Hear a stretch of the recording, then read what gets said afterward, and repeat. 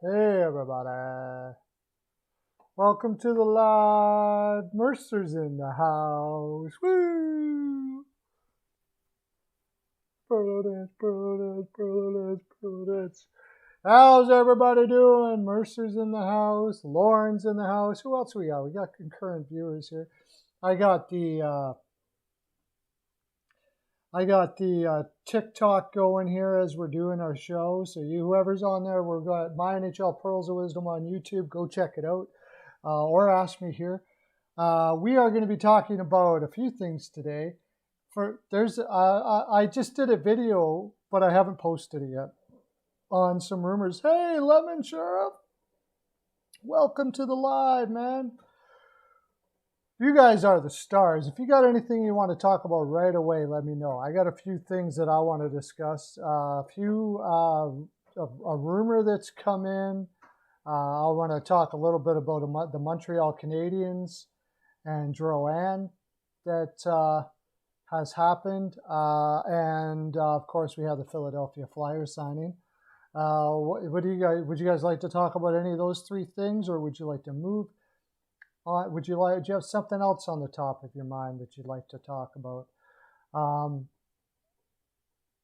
Who else will the Devils go after? I think the Devils are done.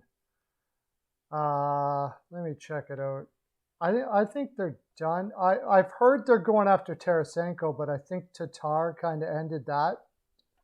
They decided to go with Tatar instead and not give up any more assets. I think they're pretty much done. What do you think otherwise, Lauren? You got Kaukonen, Hughes, Sharangovich, Zaka, Hischier, Bratt. All of those guys should step up this year. Miles Wood, McLeod, and Tatar, which I don't know. That's got to be Bratt. You got to change Bratt and Tatar. And then Andreas Johansson, Boquist, and Studnik. Their top six is bigger than their bottom six. That's a little bit of a worry. And they're going to give Siegenthaler a really good shot here to make the lineup, but I could see them possibly filling in a spot there.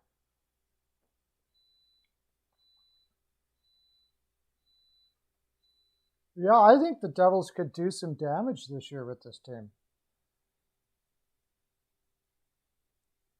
Yeah, okay. Well, we'll talk. That was one of the things I was going to talk about, Lemon, is the Zibanejad for Eichel deal. But we'll continue with the Devils deal. The Devils team, I mean, every single player they have has upside for this year, almost.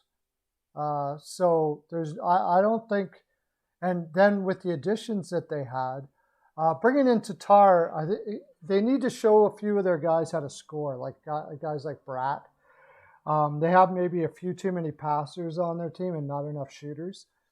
So I think what they decided to do was go a route where you have somebody like Tatar that's been around the league a bit and might be able to help these young guys to know when to shoot and when not to shoot and stuff like that.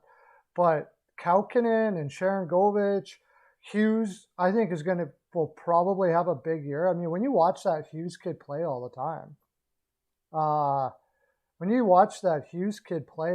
he's got all the skill. He's just got to get the size to go NHL. The NHL size as far as physical strength is concerned, and he needs a scorer. So then maybe they play Tatar with him. If there was one thing I think they would go for if it was out there, would be a big scorer, but I think they just didn't get it this time. They didn't find it this time. So I think this is going to be their team. Yeah, the Devils need some guys to step up for sure. But I mean, most of the guys are improving every year. So there's no reason to think that they're not going to improve this year. So I think things look good for New Jersey. I would give them I got a wild card to make the playoffs. I think they could surprise if like Carter Hart doesn't. I mean, Carter Hart just got a 3-year, $4 million per year deal. Do you guys know about that? 3 years, $4 million per.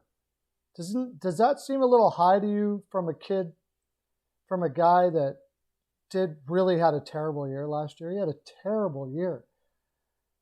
I talked about it in the video I was doing, but I don't think Philadelphia had a choice to do what they did, but it's tough to swallow.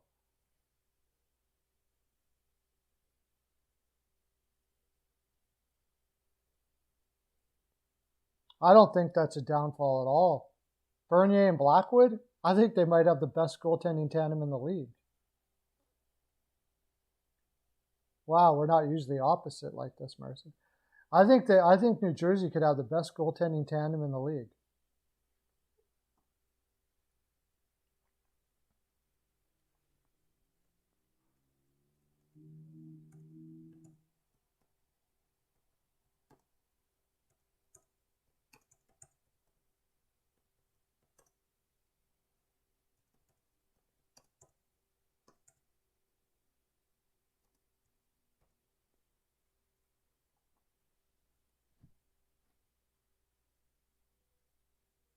They got Bernier, yeah. Yeah, if they didn't get Bernier, I might agree with you because Blackwood can't do it all. That is good goaltending. Yeah, so I think it's so good goaltending that it could be if they weren't in that division, I think they'll beat out Pittsburgh.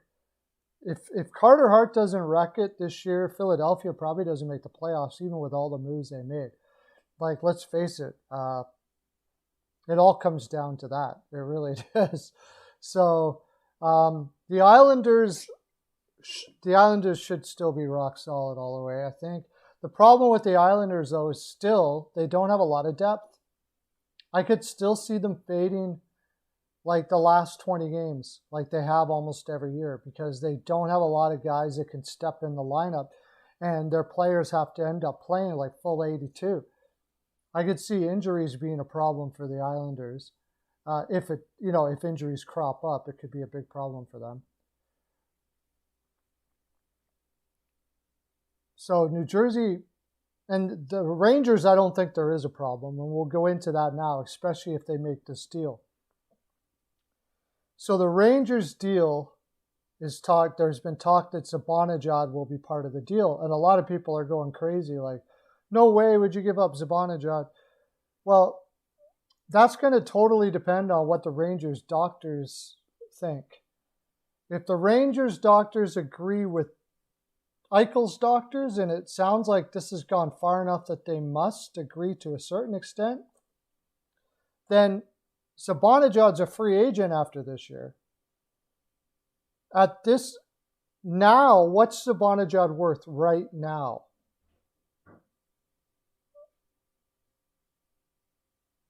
Playoff spot. Yeah, I think the only way that the Penguins are fighting for a playoff spot is if Jari has a better year, which is very possible. But right now, Zibanejad's going to make at least as much as Eichel does. Yeah, you're allowed to talk as long as the Buffalo Sabres allow it, I think. I don't even know if they have to allow it because they're not talking to the Rangers doctors. They're talking to Buffalo's doctors. I don't know how that works. They have to believe somehow. And there's ways of finding out, by the way. There's ways of finding out. I'm sure there's ways that they can find out. They're not going to make that deal unless they are confident that what his doctors are saying is true.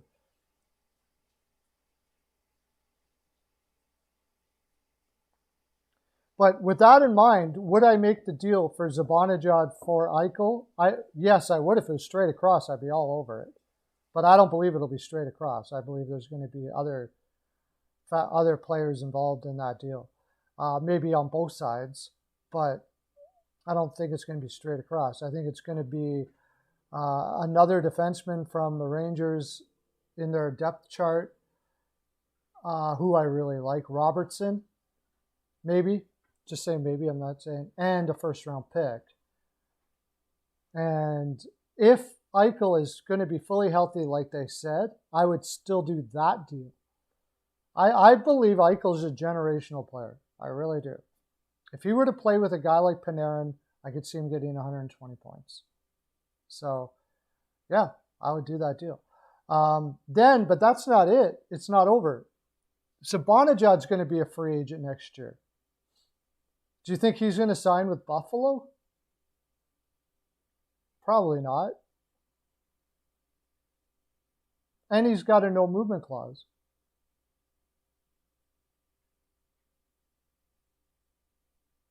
Yeah, the team, Buffalo would have to grant it. There's no doubt about that. And we don't know if they have or not.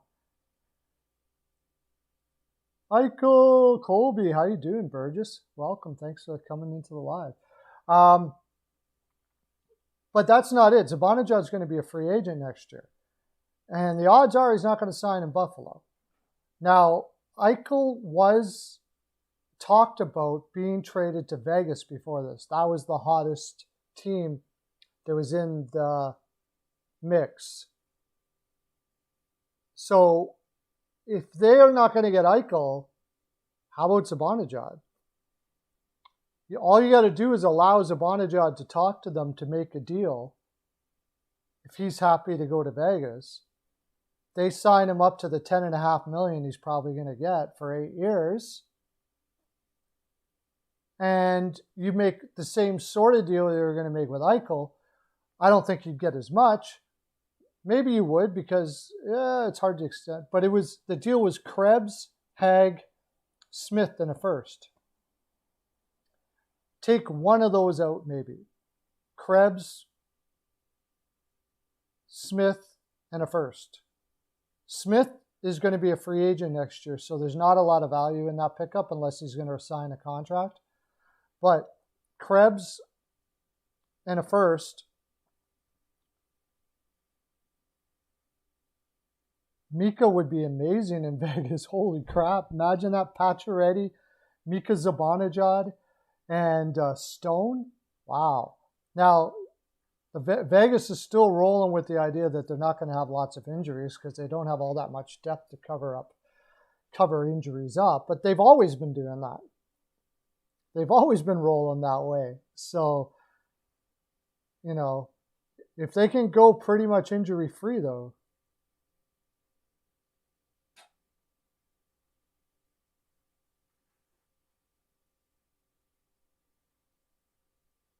it sounds like it's the only reason that they're mad at them. I kind of wonder if maybe Buffalo has just decided that they want to trade him and they're using this for more of a PR move, so their fans think it was a dispute between an injury rather than we want to move on. They want to change the culture in here. I've seen it several times before where you see it with Minnesota. You saw it with Minnesota. What was the last one to do it? They just basically traded away all their players to change the energy of the team, change the culture of the team. Was it St. Louis? I can't remember who it was, but they traded a bunch of players that you wouldn't think they would. But it was simply because the losing had taken a toll. And it was time to move some players out. It's kind of to erase that history from the minds of who's playing.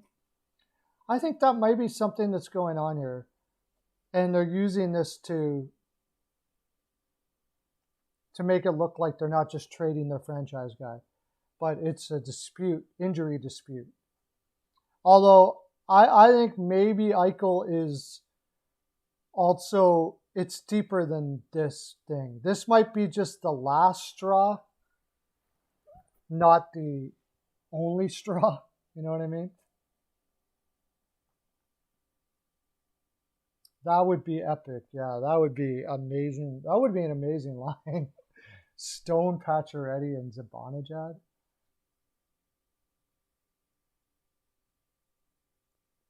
I know Zibanejad, he is a talented passer, but he's mostly a shot-first center, and those are hard to find. And you got a shot-first center and guys like Stone and Pacioretty that can dig it out to the corners to you, I'd say you do pretty good. Gavin, how you doing, buddy?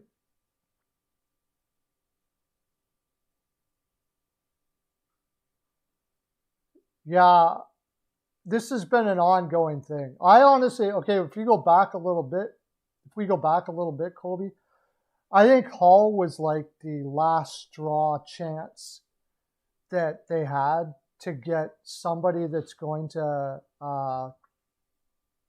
mesh with Eichel, and they just worked some magic, and it was like a 5% chance that it was going to possibly work.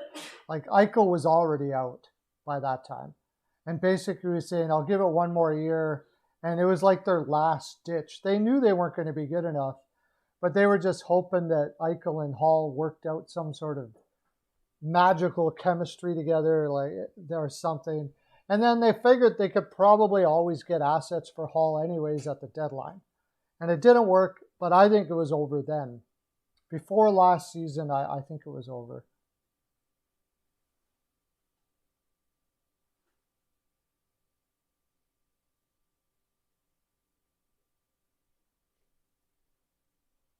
Yeah, well, it's what we were just talking about, Gavin. And the three-way trade, I think would be very likely to Vegas. I just did a video on it too. I'll have it out tonight so you guys can take a look at it. It's pretty cool.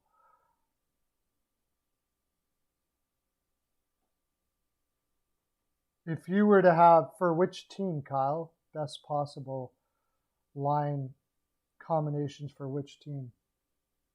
Oh, I think Florida is going to make the cup. Sorry about that. Shoot. The worst contract was Bernier. No, it wasn't. I should have been watching my TikTok. I totally forgot. It's hard to watch them both at the same time. Florida is going to make the cup. That's a pretty cool.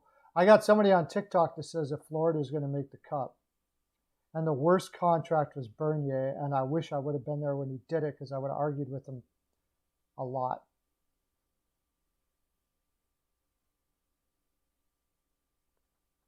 If you want to go on TikTok, we got a whole bunch of people talking about My NHL Pearls of Wisdom on YouTube. Just search My NHL Pearls of Wisdom. Come on, and we'll do a little Perlo dance for you.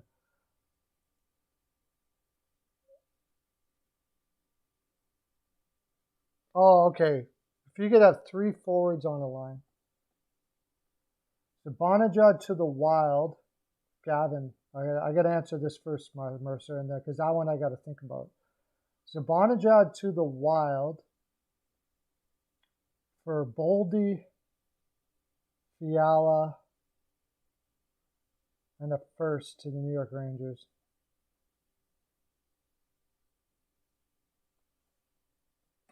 Zibanejad to the Wild.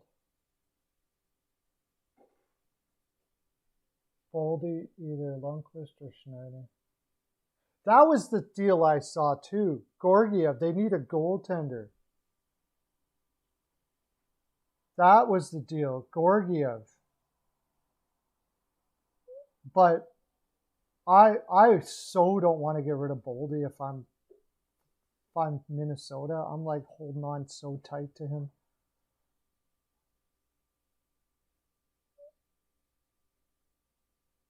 Rangers flips Boldy, either Lundqvist or I'm having a hard time putting that one in my head. Somebody help me out here. Zibanejad to Wild. My YouTube channel is... Somebody's asking me what my YouTube channel is.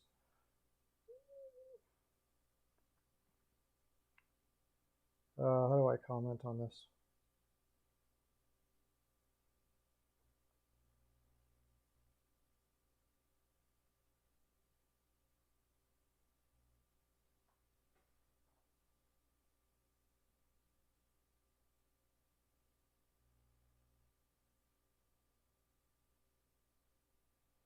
There you go. My NHL Pearls of Wisdom, TikTok fellow, is just search Pearl of Wisdom or Pearls of Wisdom. My NHL Pearls of Wisdom. Just search that. I can't put links in there, so. Oh my gosh, hole with Dermott. Yeah, don't worry. Yeah, Bernier is going to crush in New Jersey. I wish that guy was still here.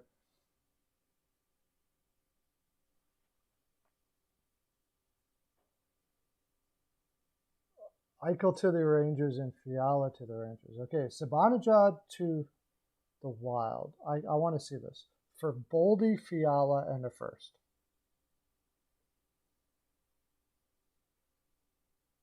Then New York Rangers flips Boldy. Either Lundqvist or Schneider. I'm taking Schneider all day. Georgiev in a first. Yeah, I'll do that. Sorry, Gavin. If I'm Buffalo, I'm all over that. I love that move. I love that trade. Boldy, you give me Schneider and Georgiev in a first. Yeah, I'm doing backflips out the door there, bud. It's all yours. You got it. You got it.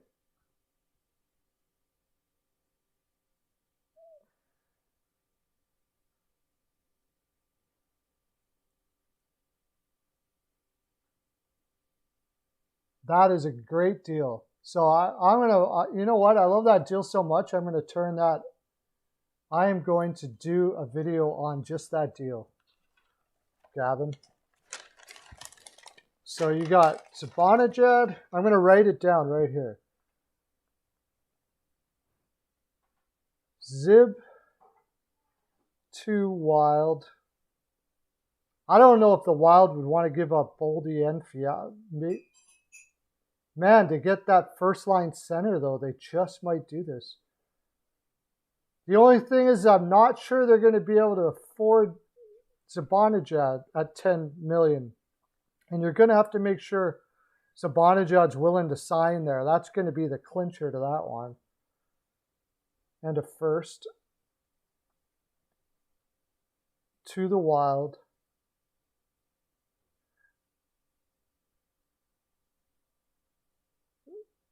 Boldy and a first to the Rangers.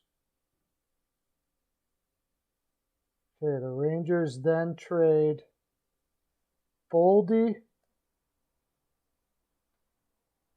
I honestly don't think Schneider would be part of this deal, but if I'm the Buffalo, I'm all over this. Schneider, Georgiev, and a first. And they get Eichel and Fiala out of the deal.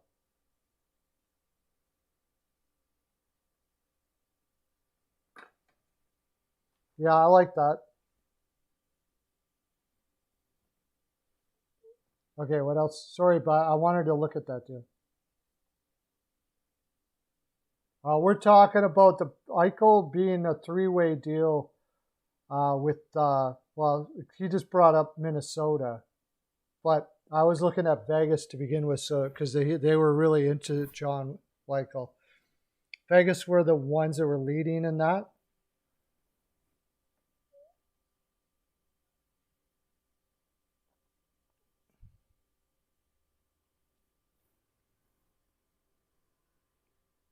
I don't think the Wild can afford to pay Fiala.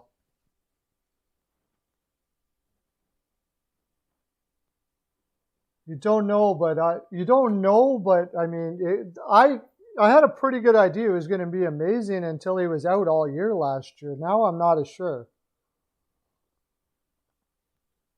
And if you got Zibanejad, you know, like they're going to have to sign Zibanejad though, and the only way Zibanejad's going to sign anything if it's an 8-year, 10+, and probably no movement clauses and everything. He's 28 years old, so that's going to bring him till he's 36 years old. But, I mean, you got Zibanejad and Kaprizov together. Whoo! Oh, man, oh, man, oh, man. What a freaking tandem that would be.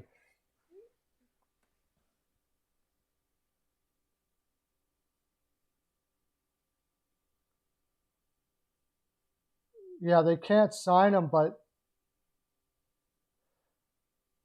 that's weird. They can sign Zibanejad, but they can't sign Fiala, and that's because they need a center more than the winger.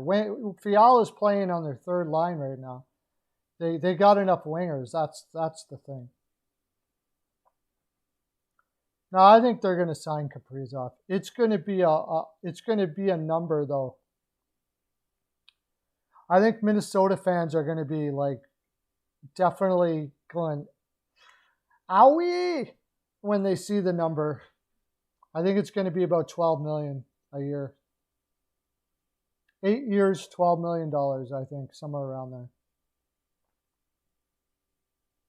Because otherwise, if you're going to go a short term, then why bother? Because you have $14 million in cap space eaten up for the next like 3 or 4 years.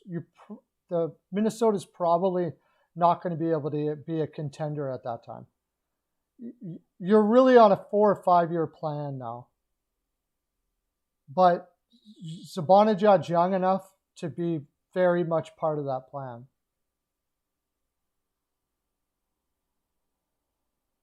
Yeah, he's for sure going to get $10 million, no doubt about it.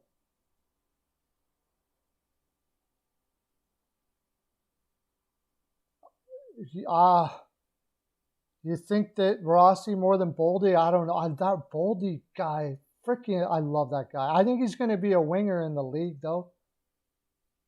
But I don't know, man. That Boldy's putting up some pretty sick numbers in college already. Like this deal that we just worked out here, where Boldy goes to Buffalo. If I'm Buffalo, I'm all over that, man. All over that. I love Boldy. And Schneider. Do you see the numbers that Schneider put up last year? I did not think he had that kind of offense in him.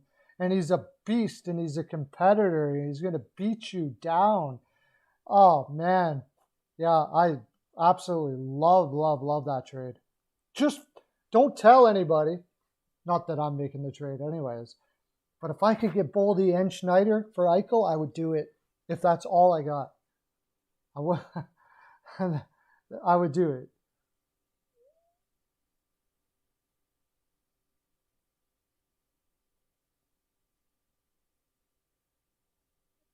Yeah, I mean, like I said, it's hard to get a support group, some support players around there. Because, did you find my channel there, buddy? Hopefully you did.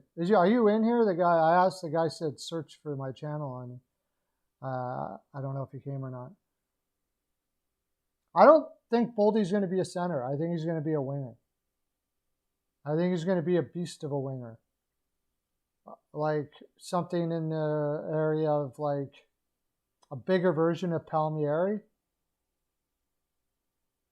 Something like that. What is Boldy? How big is Boldy?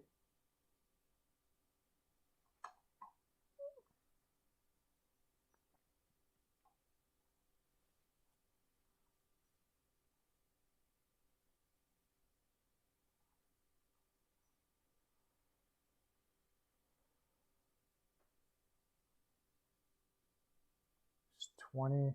He's 20. Okay, he's 20. He put up, 31 points in 22 games last year in the NCAA. As a 19-year-old. Those are sick numbers, man. Sick.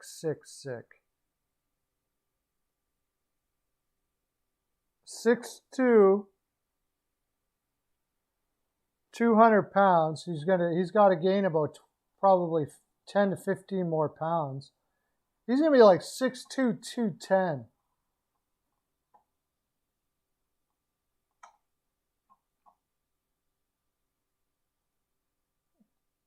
I love it.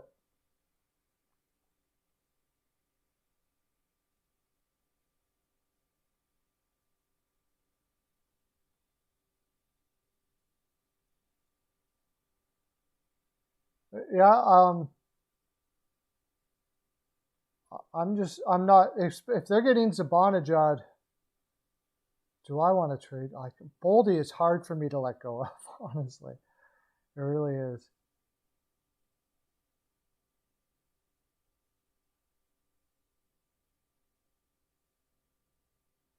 Well, they just have a ton of depth, Lauren. The Rangers are trying to build a dynasty there, and I think they're doing a good job of it.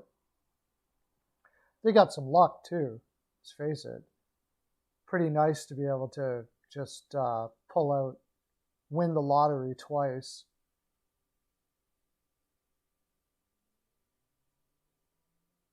Yeah, yeah, trips to Mary Brown's. I wonder if Anaheim will get back in now, though. Once teams start looking at doctors and going,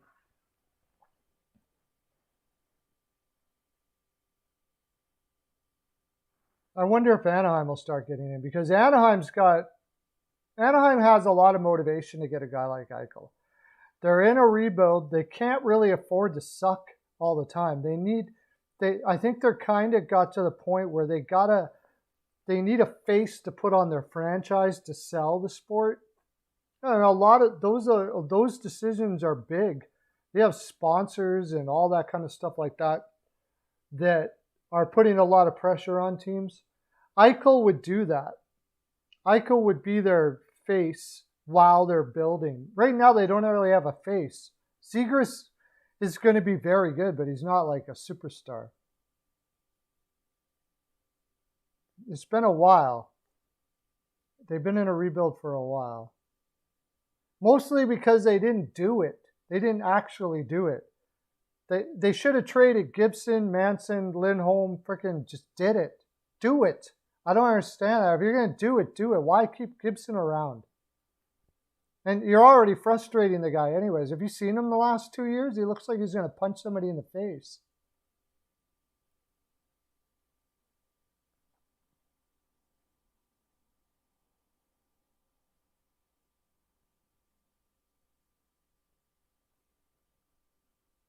Yeah, I think in my video, well, you can see in my video, but it was Zibanejad for Smith, Krebs, and a first, or Hag and a first, or something like that.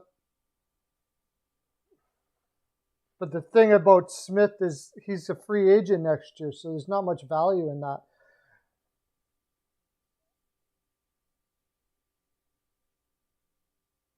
I think Vegas is going to try their damnedest to get Eichel. I mean, they've shown it over and over again that they're not afraid to take risks. They're not afraid to take risks to get a cup. And they're taking a risk with their roster because if they have significant injuries, they're screwed. I mean, they don't have depth in that organization at all. There's not too many people that can move up into the roster and be a player. But if they're healthy, especially if they got somebody like Eichel, they're crushing every night. Or Zibanejad. Well, the ask from Buffalo already, this has been rumored already. The ask from Buffalo. Hey, how you doing, buddy?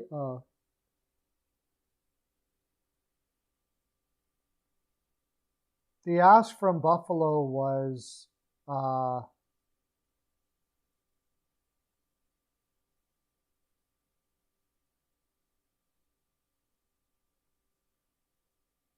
Ducks. The only was Krebs, Hag, Smith, and a first. That was the ask.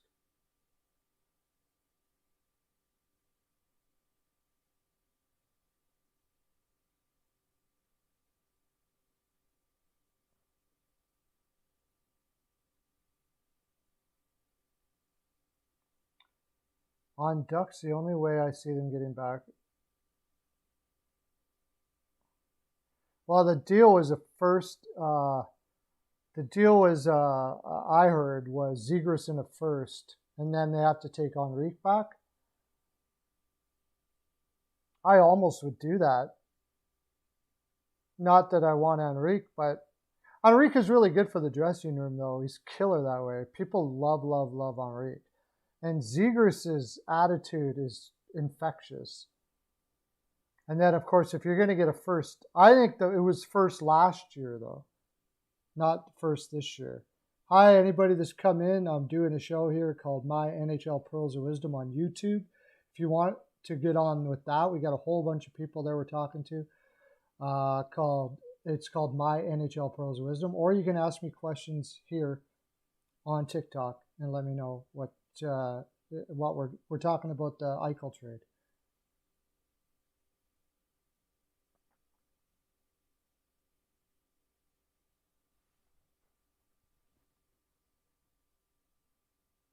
Well, yeah, that's what a lot of people said was that Vegas should have took that trade. Vegas balked on that trade, said it was too much. But if you look at their roster, you can see why. Because like if they lose Haig, they don't really have anybody to replace him.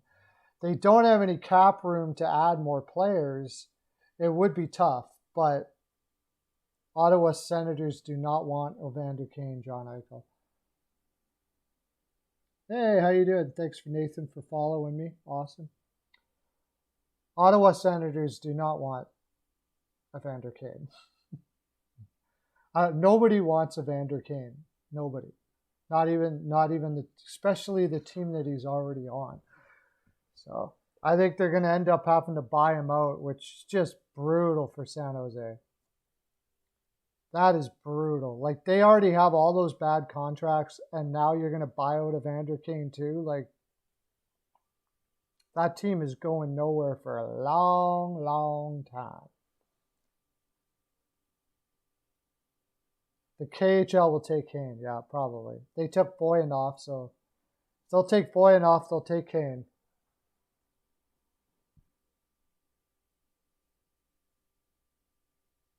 How old am I? 47. TikTok, they're asking how old I am.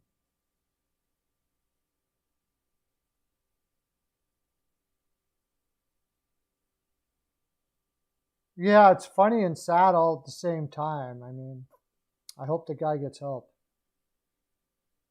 He definitely needs help. There's no doubt about that. He's definitely got a gambling problem and all that kind of stuff. So I sure hope he gets help. But I think the Eichel situation is far from over yet, because as soon as people start getting word that he is, like, if there's more doctors out there from teams that believe that his injury is what his doctors are saying, there's going to be even more teams involved. LA will get back into the picture again. I mean, LA's got way too many centermen there.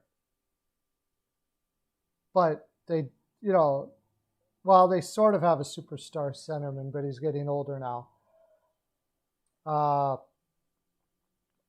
But LA could definitely put a package together that would blow everybody right out of the water. If they really honestly knew he was going to be perfectly okay come regular season, I think that they would put a package together that would blow the Rangers' doors off. Maybe. It would be a bigger they wouldn't need to have a three-way trade, let's put it that way. The deal would be big.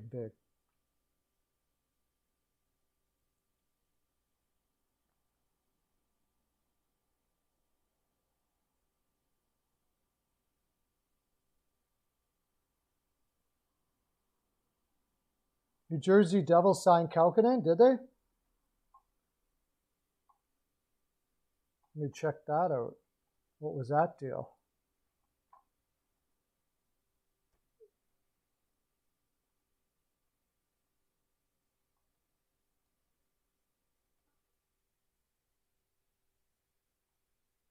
Yanni Kaukonen signs with New Jersey.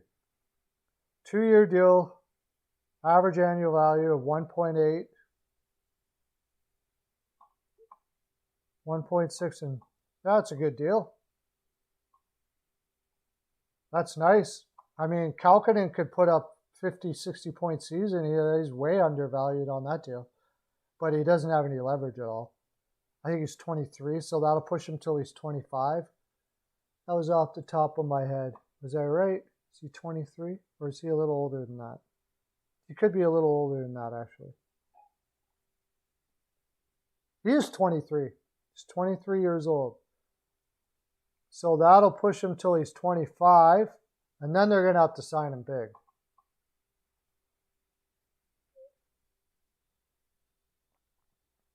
Yeah, they'll not have to sign him big after that. But you think on that second year, New Jersey could be a super solid team in 2 years. If these guys pan out and they could get some more sandpaper on that lineup and a shooter, and maybe another defenseman or two, they could be cup contenders in 2 years, I think.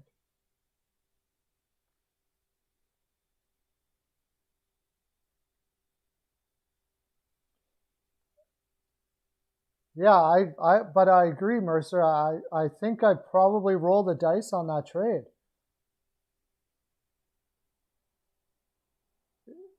Yeah. Right now they're rolling with Koskinen. I imagine that they're doing that with eyes of being able to add goaltending down the stretch. I hope. But with that defense they have, that goaltending is going to take a lot of rubber, I think. Good thing for them, they got so much offense to be able to outscore people because their defensemen can't defend very well. Right now, if they go by cap friendly, Tyson, Barrie, and Nurse are going to play side by side. That would be ridiculous. Like, there's no defense there at all. Like, virtually no defense. It would just be like, might as well just play 5 forwards to a certain degree. Zach Hyman will be back in the defensive zone more than Nurse and Barrie, I think.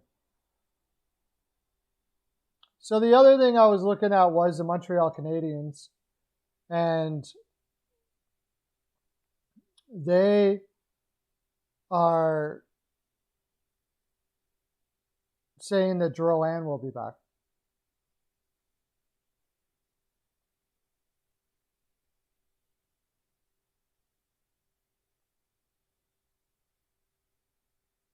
Yeah, who did they sign 2 years ago?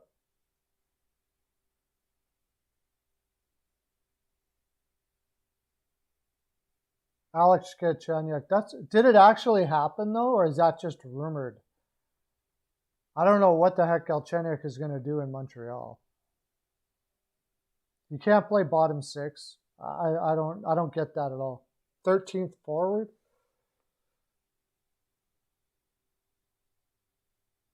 That's a very weird move. I wouldn't doubt if it. I don't know. Bergevin makes weird moves, so it's possible that it happens, but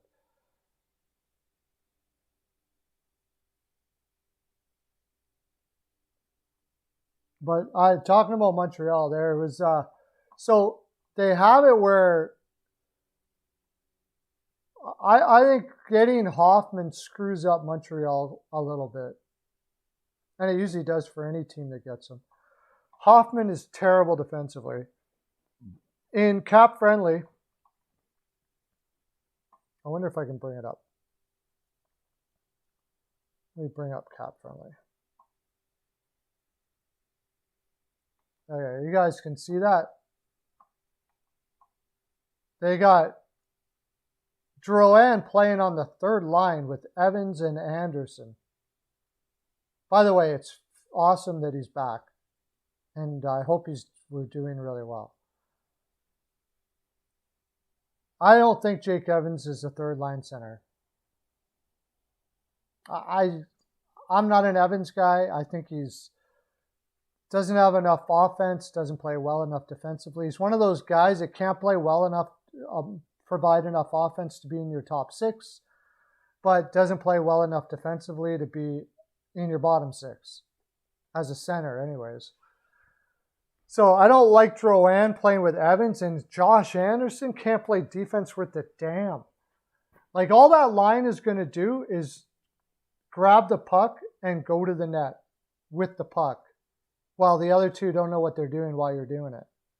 I don't like that. I don't like that at all. I think Hoffman's got to move to the right side. He played on the right side in St. Louis. And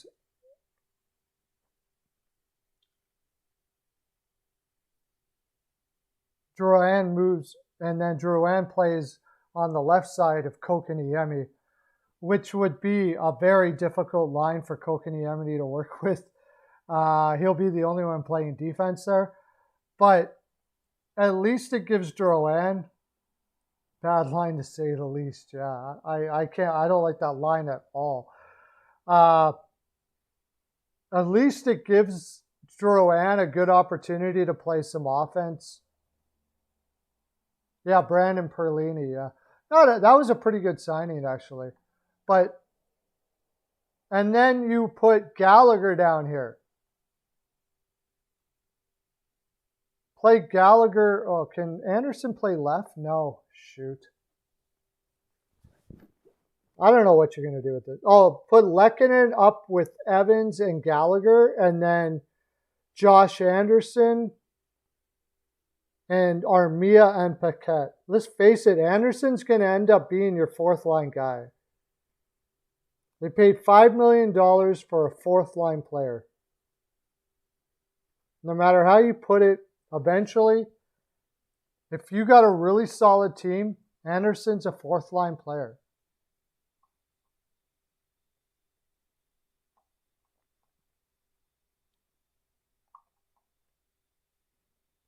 What do you guys think about that? Yeah, Carter Hart just signed. We talked about that right away there. 3 years, $4 million. I'll tell you, it's everything. It's a risk, but they had no choice.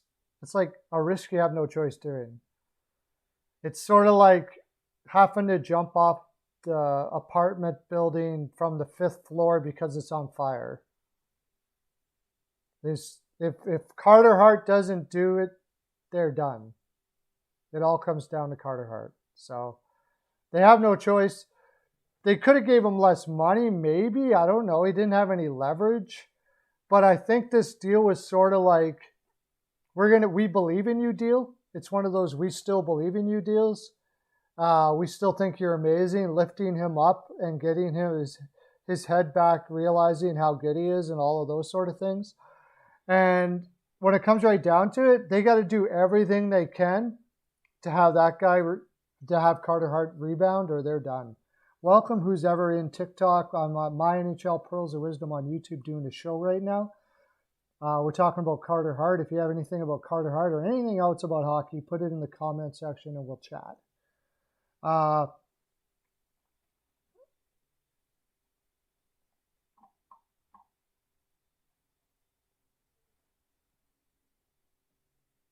What do you guys think about the Carter Hart deal?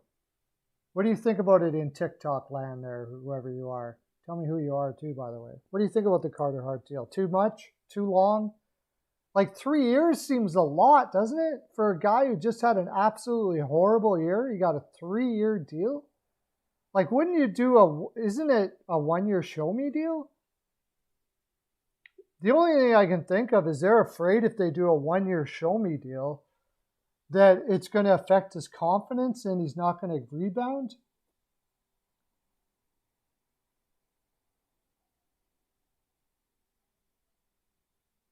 Yeah, they're done. It doesn't matter who, you can put him on any team. If he puts up those kind of numbers, they're done. Then, of course, Philadelphia had a pretty poor defense last year. But I don't think he would have put those kind of numbers in Colorado or Tampa Bay. But I also don't think they win a cup with Carter Hart playing the way he did either. Ilya Samsonov signed for 1 year. All these things are happening right out of the blue here. See, there's a show me contract. Ilya Samsonov was injured, didn't play, much, and when he did, he wasn't at his best. So they said to give us, show us what you can do, and we'll give you a longer contract. Why the heck didn't the Flyers do that? Instead, they give him, we believe in you, even though you had a bad year last year contract. Which maybe they know more than I do. Maybe they see a change in him. a mindset, change of mindset, and all of that. And they're kind of rewarding him for doing everything he could to get his mental state back. And then I guess you can't blame him for that. Welcome to the live TikTok people. We're talking NHL hockey on my NHL Pearls of Wisdom on the YouTube. But did that just happen too? John Weichel? Wow, they're starting to come in like crazy here now.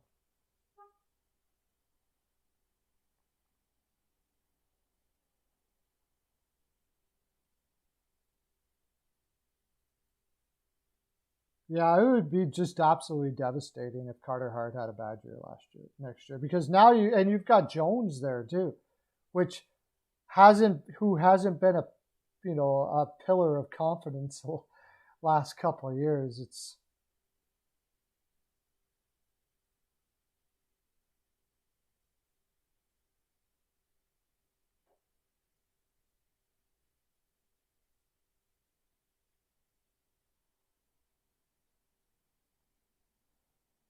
Yeah, definitely there was a poor defense involved there, and I think that's another good point, Dork.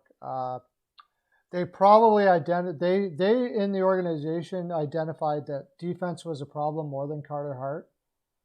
They grab Ellis. It's questionable whether Ristolainen is helping that out. We'll see if he changes his way of playing than he was in Buffalo. So they figure with that kind of stability on defense that Carter Hart will play a lot better.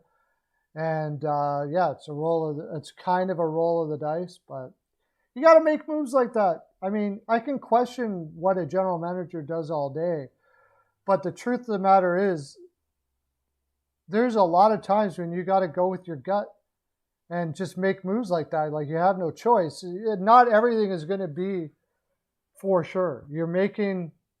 It doesn't matter what you're doing, business, you're making percentage plays and, going with it.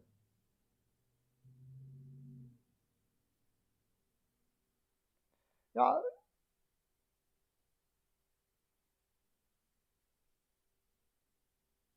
The defense was really bad. I think we all want Hart to do well, because when Hart's doing well, it's fun to watch, man.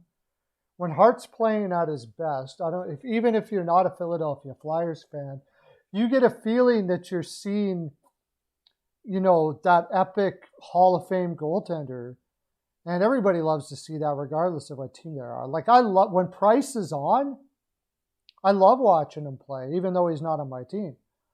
And when Fleury's going crazy, you can't help but root for him regardless of what team he's on, because he just takes your breath away, And Carter Hart has kind of got that feel to him when he's playing on the top of his game. Like, he's just one of those guys that takes your breath away. He's got that style that is so amazing to watch.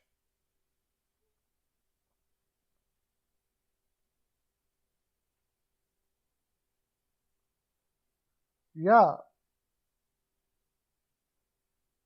What do you mean by year in, year out BS? Hey, thanks for whoever's on TikTok. We're doing a show here called My NHL Pearls of Wisdom on YouTube. You can ask me questions in TikTok here, or you can move over to My NHL Pearls of Wisdom. Just search engine My NHL Pearls of Wisdom, and you can come on the show there. And we'd love to have you. Make sure you're hitting the sub and the like when you're over there too.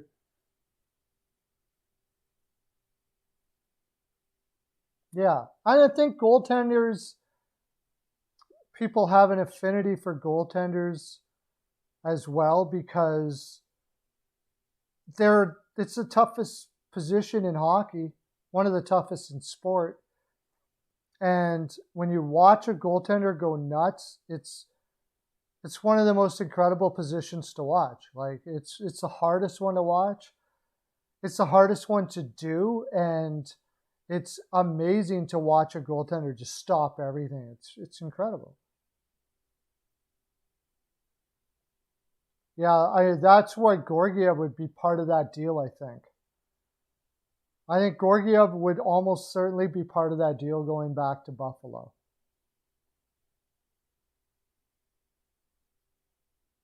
Maybe even as a throw-in almost.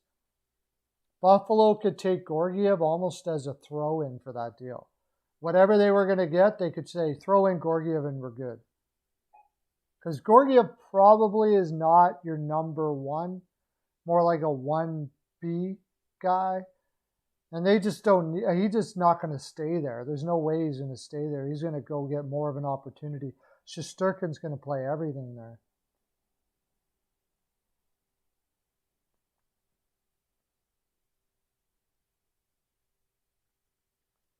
Flyers had great coaches come and go, yeah.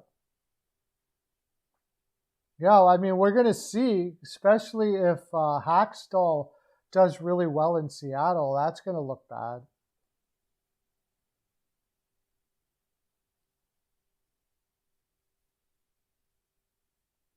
It is amazing, like the reflexes and all. I think the most amazing part of goaltending is all the pressure is on you. Like if I'm a right winger and I cough up the puck, people, you know, it might be like, oh, whatever, and it doesn't go in. Nobody's going to say, you know, the right winger did whatever, blah, blah, blah, blah, blah. If a goaltender coughs up the puck and it go, even if the right winger coughs up the puck and goes in, people aren't going to remember that as much as if the goaltender, you know, does it. Because they're the last man of defense. They're the one that everybody remembers. And if your goaltender has a bad night, you probably lose. If your right winger has a bad night, you could very well win, you know, so. Yeah, Georgiev is a 1B long term for sure, yeah. Yeah, 4 years at $5 million per. That's a good deal. How old is he? 25? 25, I want to say. Shesterkin, or is he 24? Guy's making me work.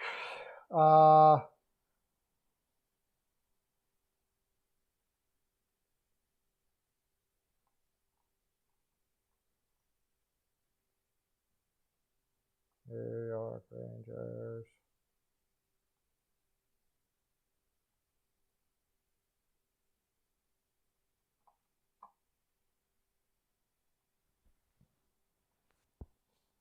Somebody already give me the answer while I'm looking here, because I got TikTok people here waiting.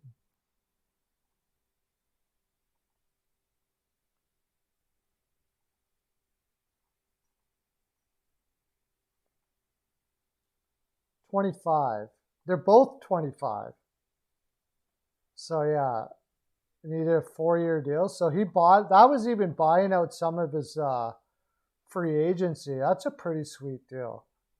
That could look really good for the Rangers in that deal, because I mean he's beastly when he's on.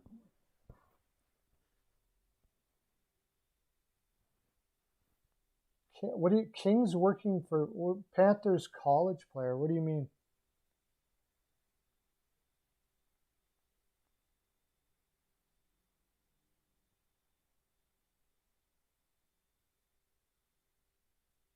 Yeah, I think, but Georgiev would be fine to throw in for Buffalo because they need a goaltender right now.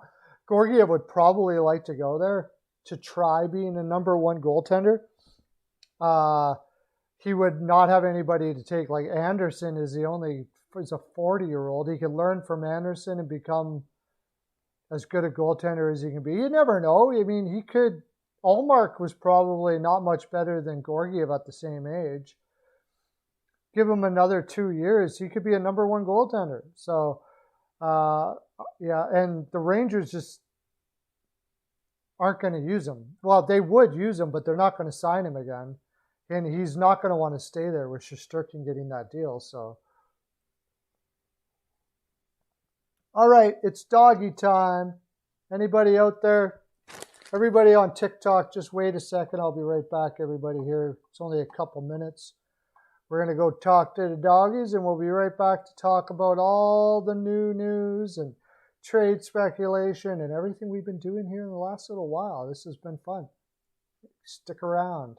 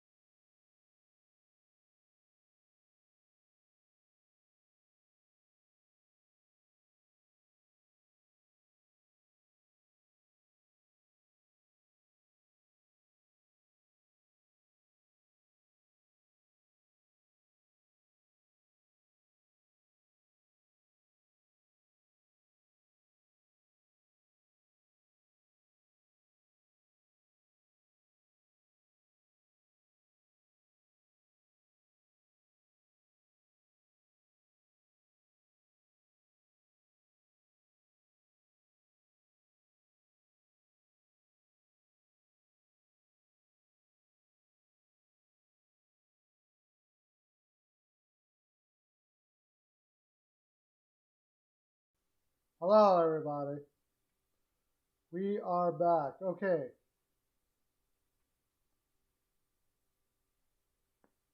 So,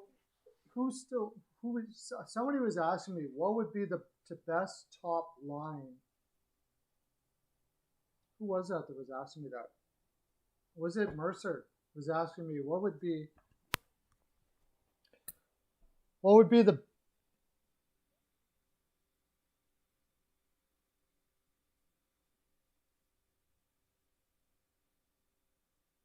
What's going on here?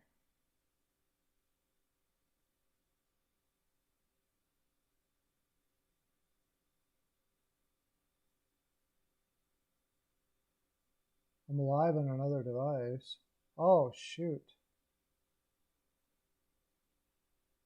What do you mean I'm live on another device? No, I'm not.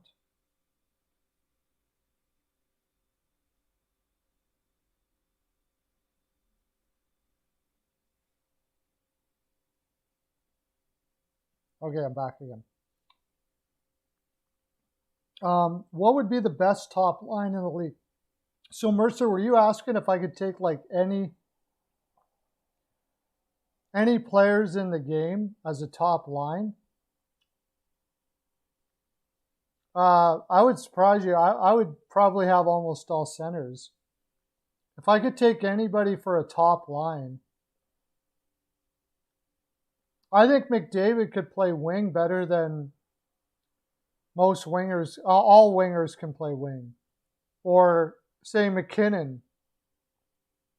If I was to make a top line out of all the players, it would probably be McKinnon, McDavid, and Matthews. McKinnon, McDavid, Matthews.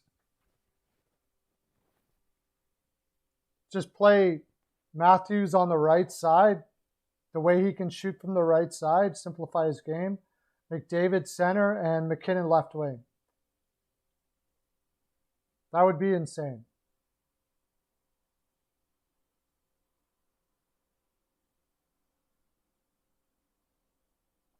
I wonder if Mercer's still there. I know you asked me that. But what would be your... Now, if you're talking about it's got to be by position. Like you can't have two centers. Like somebody that's predominantly one or the other. I would say McDavid, Kucherov, and who's the best left winger in the game? It might depend too. Who's the best left winger in the game?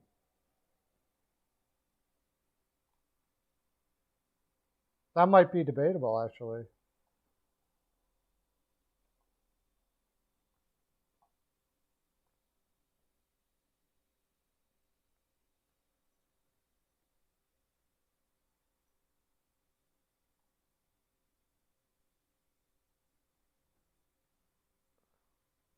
You guys help me out on this one. Who's the best left winger? Kane. I don't think he's a left winger, but what do we got? Kane, right winger.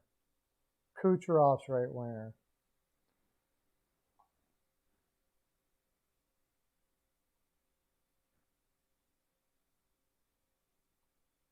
Marner is right wing too, right?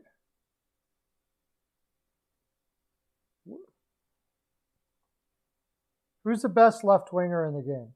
Who do you think? I'm having a hard time here.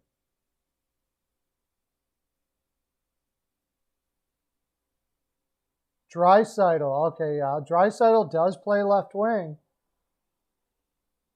Draisaitl would be the best left winger in the game when he's playing left wing. I gotcha. Yeah, that makes sense.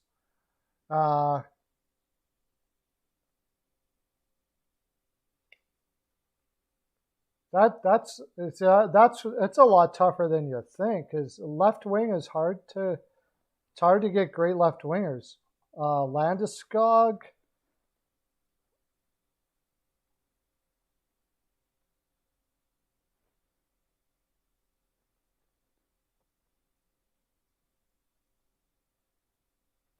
Maybe Pacioretty, like as a true left winger. Pacioretty's a true left winger. Oh, what about DeBrincat? Can play left and right, but I think he predominantly plays left. Nylander. Oh, what about Marchand?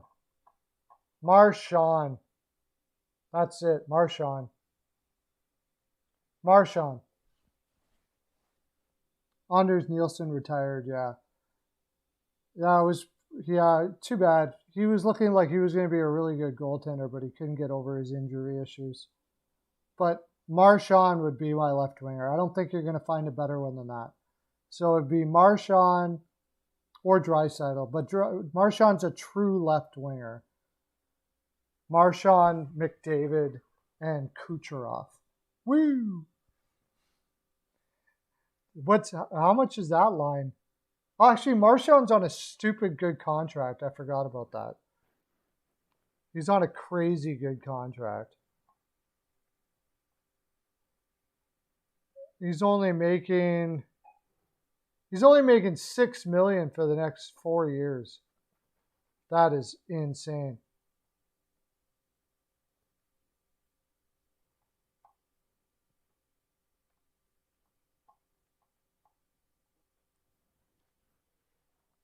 Huberdeau. There you go. There's another one. Yeah, Huberdeau. Just imagine Huberdeau passing. Marner's a righty.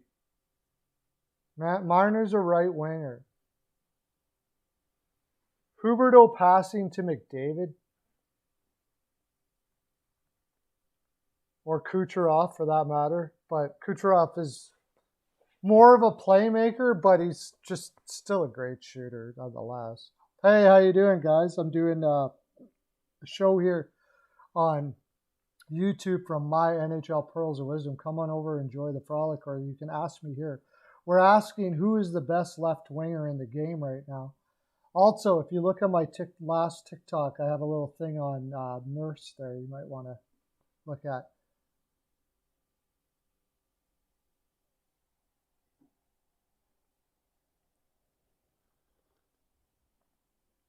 Okay, there's the other one. Did you guys see the Olympic rosters that they have been putting together? I'm going to bring that up, and we'll put that on.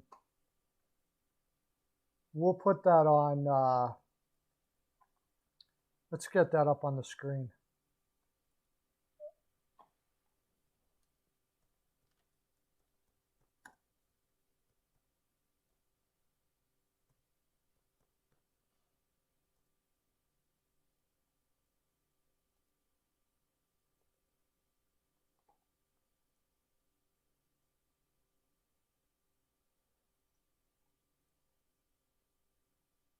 Okay.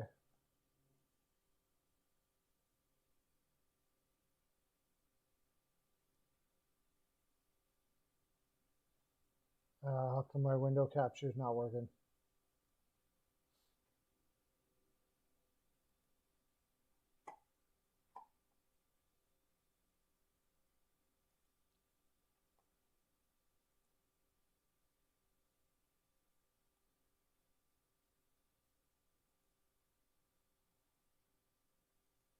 There we go.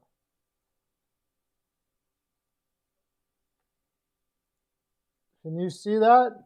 This is Craig Button's Olympic roster. Craig Button's Olympic roster. Jonathan Huberdeau on the left, Connor McDavid, and Nathan MacKinnon on the right. Brad Marchand, Sidney Crosby, and Patrice Bergeron. So they're going to play Bergeron on the wing. Bo Horvat, Braden Point, and Mitch Marner. Ryan O'Reilly, which he played wing last time, if you're wondering. Mark Scheifele and Mark Stone on the right side. Then extra players, Suzuki and Barzal. On defense, Theodore and Makar. Morgan Riley. What the heck is Morgan Riley doing on there? No to Morgan Riley. What the heck is that? Alex Pietrangelo. Shabbat. Yeah, okay. Shea Weber won't probably be there. Colton Parayko and Bowen Byram. I love Bowen Byram. But who the heck are they missing on defense here? There's got to be a defenseman better than Morgan Riley.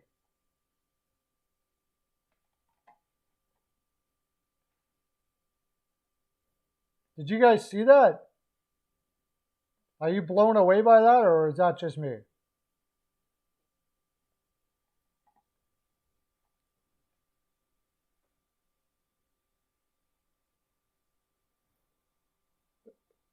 What did you? Okay, Riley, Morgan Riley. Okay, let's look here at. I don't believe that Morgan Riley will be on that roster. What the heck? Canadian left defenseman. There isn't a Canadian left defenseman better than Morgan Riley. I find that hard to believe.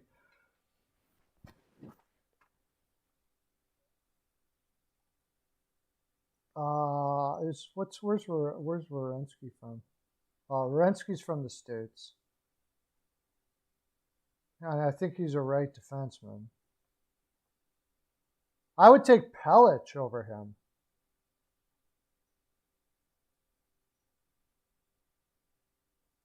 Pelech is... Yeah, he's from Toronto. Pelech. I would take Pelech over him. Carolina does... Where's Slavin? Oh, no, Slavin...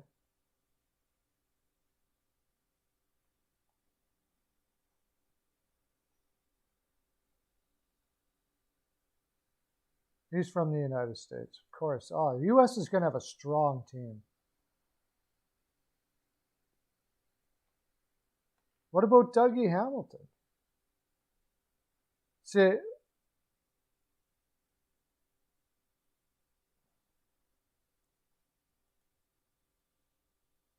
what do you guys think about that? Riley on the Canadian team. Now, they haven't did their American team yet, but the American team is going to be pretty freaking stacked, I think.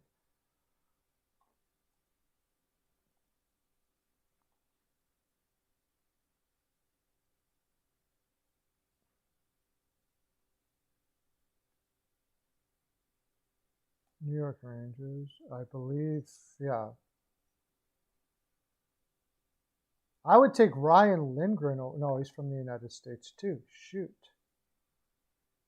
Wow. What about Ryan Ellis? I believe he's a righty, but anyways. Shea Theodore, yeah, I see. Alex Pietrangelo, okay. Thomas Chabot will take Morgan Riley's spot, and I would take Pelech over Riley. And I haven't even looked too deeply at what teams would change, but I would definitely change Morgan Riley. There's no doubt about that. Who's out there? Do you agree with me or what? Morgan Riley, really? Yeah, Boston Bruins are trying to sign Bergeron. They'll probably get him signed up to $6 million a year for a couple of years. Basically, Sweeney said that he can be here as long as he wants to be, which probably means he'll probably try to play till he's 40, I imagine.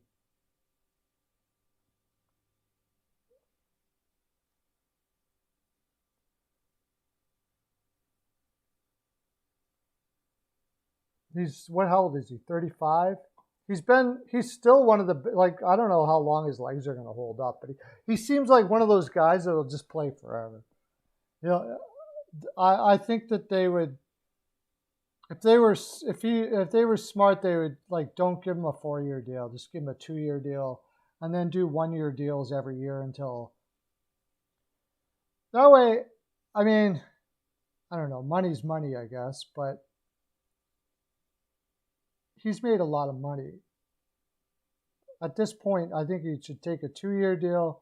He can use that as a motivation, but maybe I'm not. Maybe I'm wrong. Maybe they'll just... Team Russia. Yeah, let's see who would be on Team Russia. Kucherov.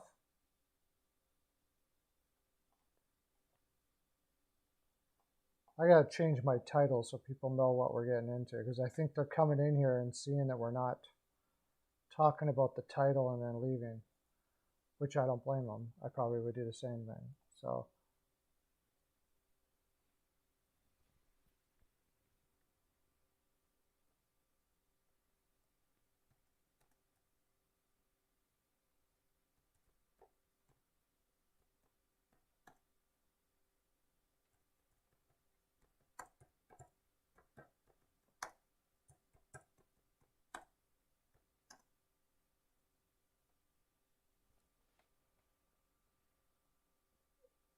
Team USA is scary bad. The New York Islanders want Cam Fowler. Where did you get that from, John Weichel? That's interesting. They probably want to trade Bailey for Fowler. And then they'll sign Palmieri. That makes sense. But why would you want Bailey back if you're Anaheim? I don't know, but Ovechkin, Kucherov, Svechnikov, Malkin if he's healthy. Vasilevsky would be huge. They'd have Sergachev, Sharon Govich I don't think is Russian actually. They'd have Orlov.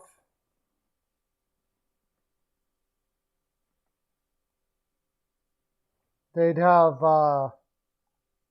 if he's well enough, if he's back to being what he is, they'd have Kuznetsov. If he's straightened himself out.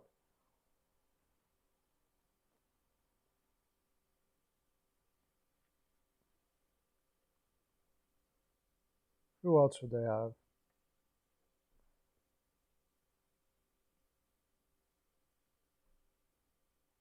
Florida have any Russians?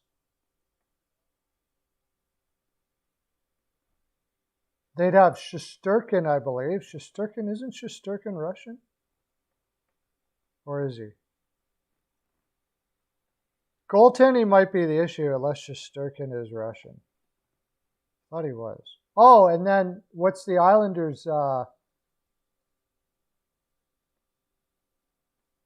Islanders back up soon to be not back up. Yeah, Shesterkin. They'd have Shesterkin and Sorokin.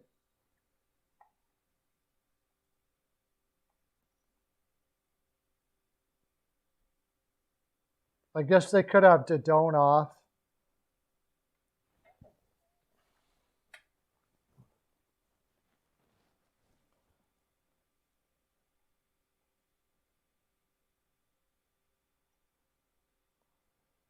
Kaprizov. They'd have Kaprizov too. Pretty solid looking team. Artem Panarin, Kaprizov.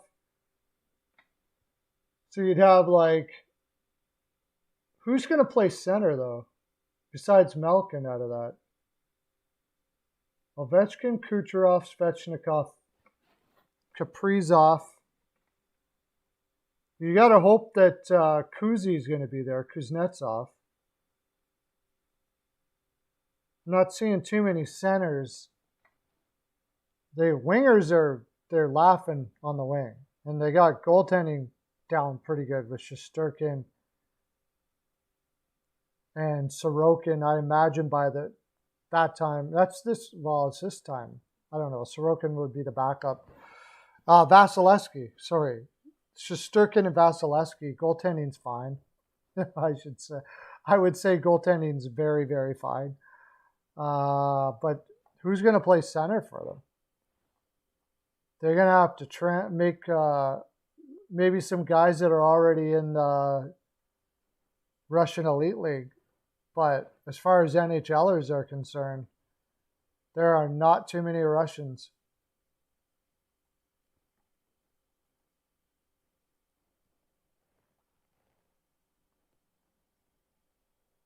St. Louis Blues, Colorado.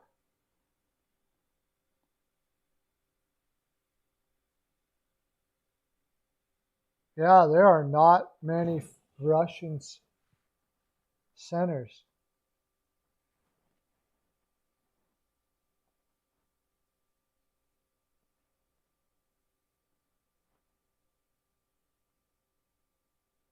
Like none. There's no Russian centers. That's weird. New Jersey. Sharon Govich is where? He's from Belarus, so he'll be going to the Olympics. Sharon Govich. Kaukonen is Finland. Yeah, there is not many centers that are Russian.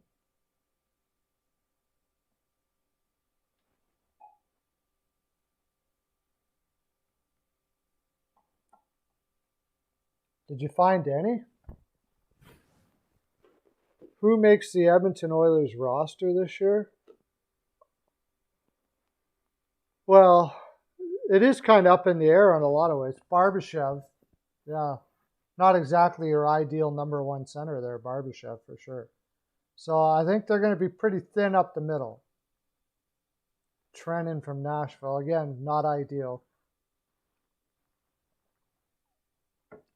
There's probably guys playing over at the KHL that can do all right,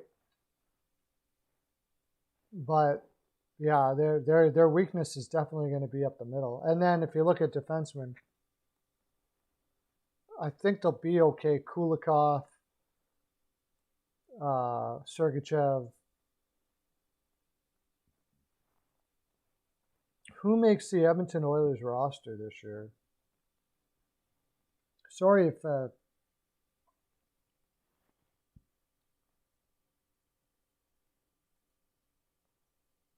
it is kind of up in the air from what I remember. I'll bring up Edmonton here in a second. They got, yeah, they're like no cap space whatsoever. The big question with Edmonton is what are they going to do with their third line center? You can't possibly tell me that Kyle Turris is going to play there.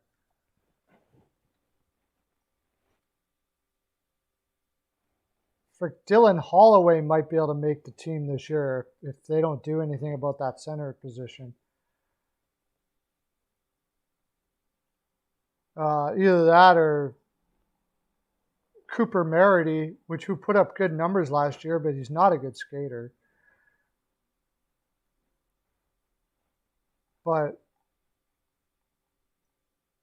besides that, I mean, what they have on Cap Friendly here is probably right. They love Devon Shore, Archibald. Derek Ryan will probably make the roster for sure. As far as defense is concerned, I don't think they have anybody ready to step in. I don't think Broberg is ready. Samorukov is definitely not ready. So pretty much what you see on Cap Friendly is going to be their defense. But there could be, I think they're going to try, they got to try to add a third line center. You can't go with Kyle Turris. There's no freaking way. Oh, Ryan McLeod. Maybe they'll keep on flying with Ryan McLeod.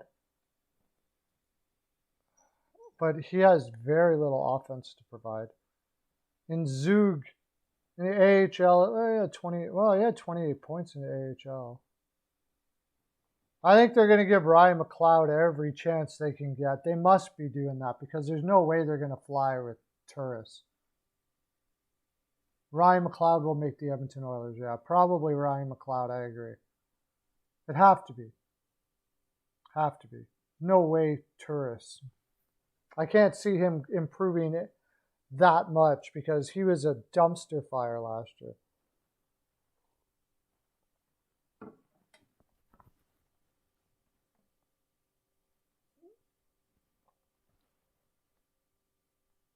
And the question for me is what's going to happen when injuries pop up.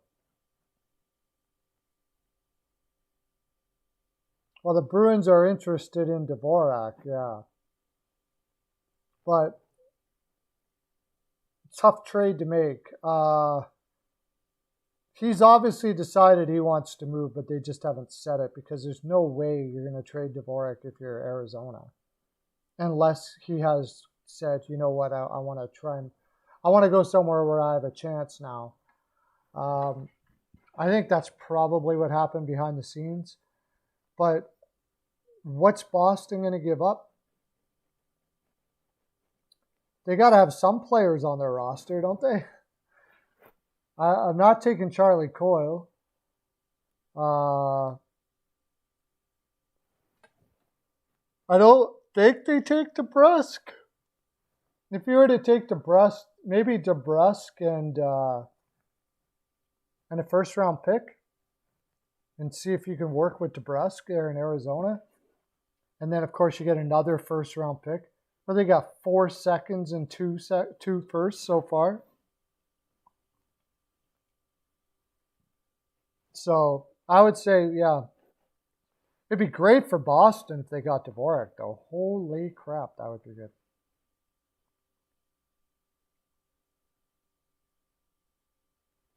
Dvorak trade could push an Eichel trade. Why do you say that, Gavin?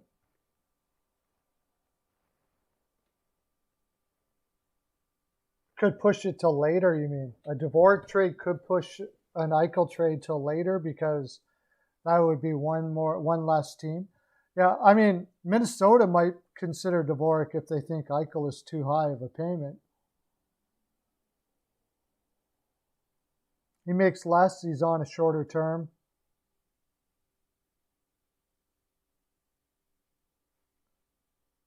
The Bruins offered DeBrusk, Zaboral, and a first, and they declined it. Well, Zaboral is not very good. I never understood that when they drafted him that year. I didn't get it.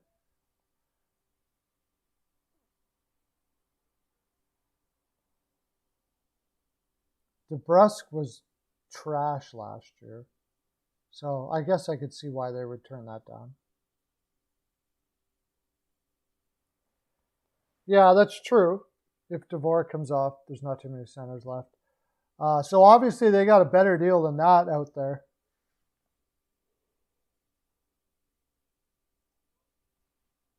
I think a team like Minnesota's first will be a little more valuable. Maybe they may think it could be more valuable because they gave up some players there. They might have a higher first. Is Minnesota willing to give up a first for Dvorak? Probably, but a first plus?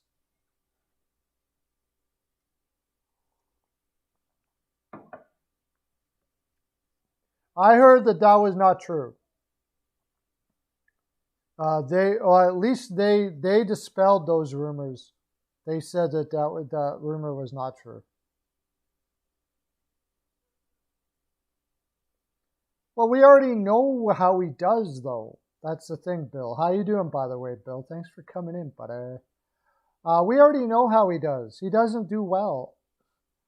I think he's saying that just because he's probably working on another center, and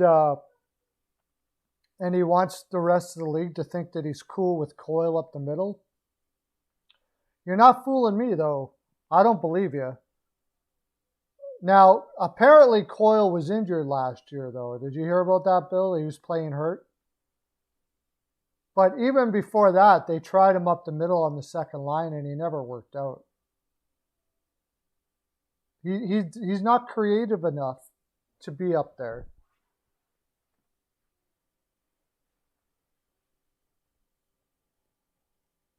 So I think he's still going. A guy like Dvorak would be great.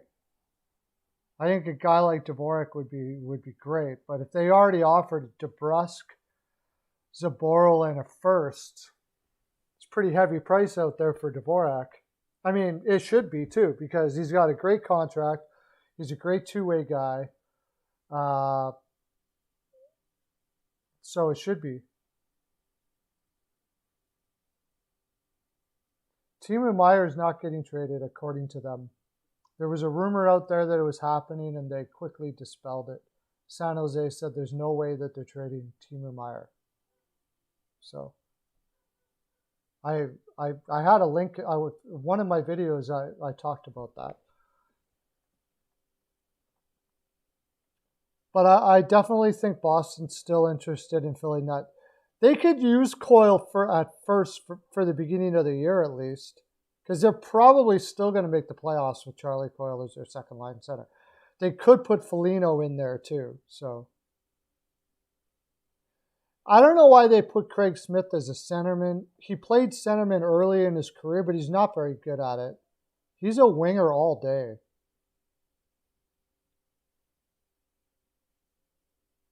He's a winger all day. Coyle's not very good on, I don't know. He's best at center. I got to see. I still don't think he's going to be be able to play that center position, but I think he could play better this year in the third line position because he did not. He must have been hurt last year because he did not play well at all. Played really poorly last year. But if he was playing through an injury, I guess he played really well, depending on what the injury is. You never know. Players play through injuries all the time, so.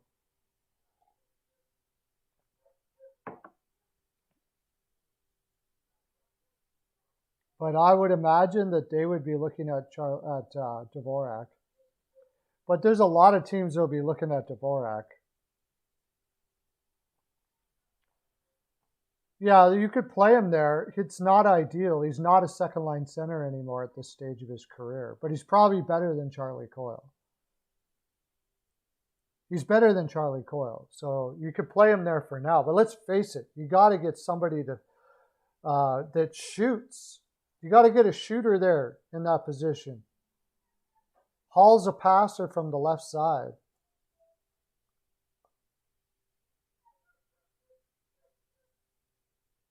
So they got to find a shooter, but I mean that's easier said than done, isn't it?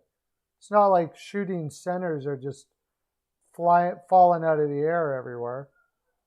I don't know how they solved that problem. Dvorak would probably be the best one available out there, unless you got to overpay to wrestle it from somebody.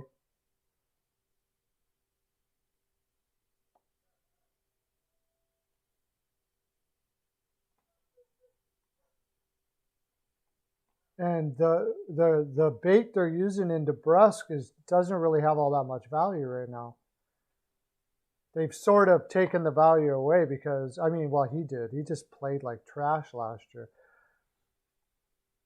And it appears that nobody thinks that they can change him around, at least, or are just, his perceived value is so low.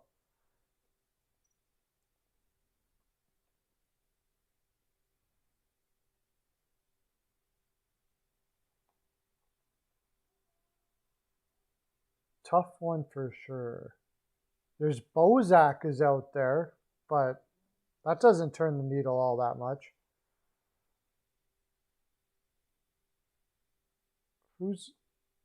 Why couldn't they have wrestled Yanni Gourde away from him? I would like to know that. But Yanni Gourde's making $5 million too, so.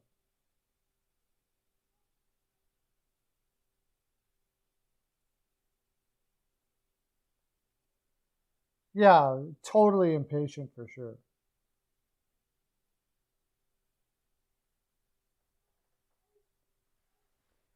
Well, I think you need a player that can shoot if you're going to play with Hall. You got to have a shooter in that spot. It's too bad Krejci is. That really hurts.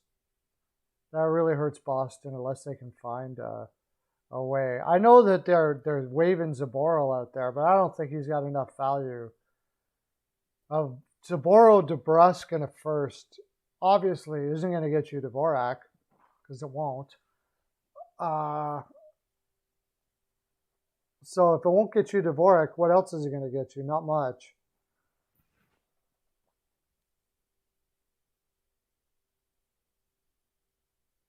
Well, yeah, I don't think the Yotes have to try to tank.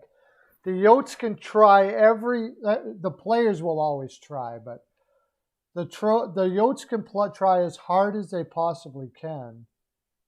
And not in a million years, I don't think, would ever be out of the 5 worst in the league.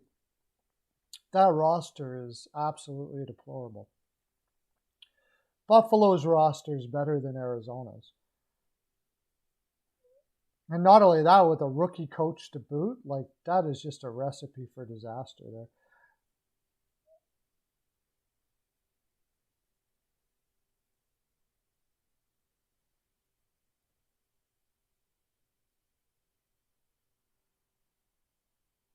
Well, he hasn't said no, but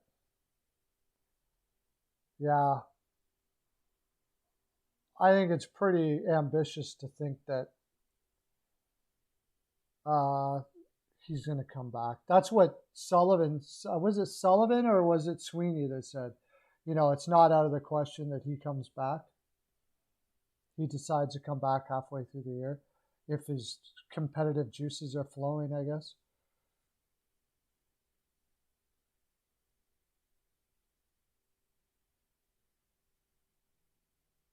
Swayman and Allmark, yeah. I suppose they can go Swayman and Allmark, and if Rask decides to go back, whoever is... Are you going to put Allmark down in the minors? Like, pretty much Swayman will end up going back down to the minors for a year. When Rask does come back, I think it would be his last year. I don't know. It's a very difficult thing to work with goaltending. When you sign, like, it's got to be Swayman that'll go down. But what if Swayman crushes it so hard that Allmark, you're going to send Allmark and his $5 million contract down? I'm leaning that they know that he's not coming back.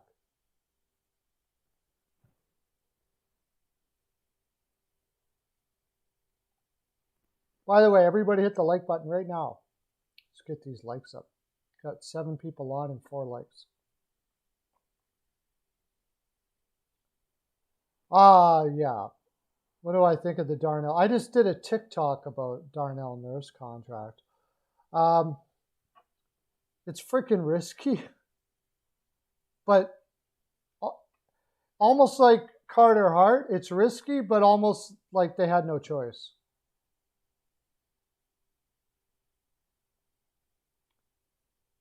It's risky, but it's almost like they had no choice at the same time. Being a general manager for the Edmonton Oilers is freaking tough. They can't let him go. He's got all the leverage in the world.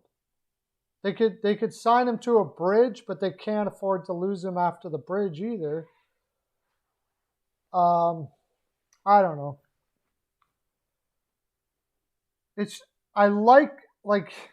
It's very risky. He had one really good year, and he scored a lot of goals, but his shooting percentage was way higher than his average.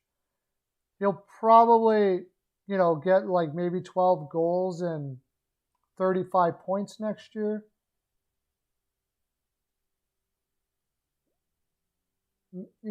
I think it's a lot of money, and he's not good defensively, so it's a lot of money for a guy like that. They love him in Edmonton. They love his attitude. And I think it's just got to the point where Tippett doesn't care about defense anymore. I think he just wants, it's that old-fashioned Oilers hockey where you just outscore your opposition every game, and that's it. Hey, whoever's in there, how you doing? Welcome. This is My NHL Pearls of Wisdom. You are watching My NHL Pearls of Wisdom there on TikTok. If you go to the YouTube and go My NHL Pearls of Wisdom, you'll see me there.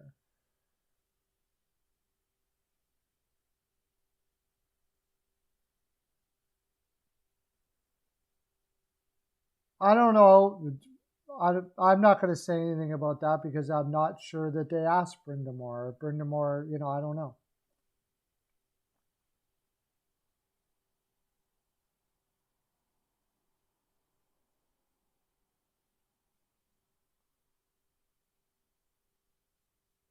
Yeah, I thought Peyton was going to be more disapproving than he was in his video, actually, because he really needs to get better defensively to earn that contract. Just plain and simple.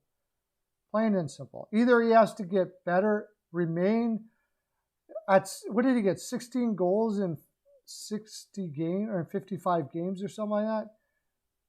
He's got to be at least a 20-some goal scorer and put up 60 to 70 points with his poor defensive play to be close to earning that contract.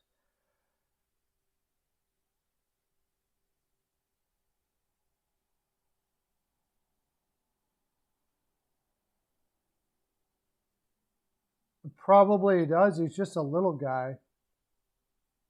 Nick Robertson. He probably needs to get stronger yet. I wouldn't doubt it.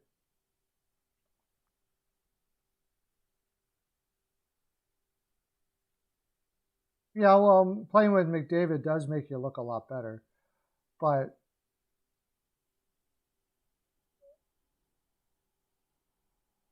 do you think that he's not? I don't think he's not giving a crap about the team.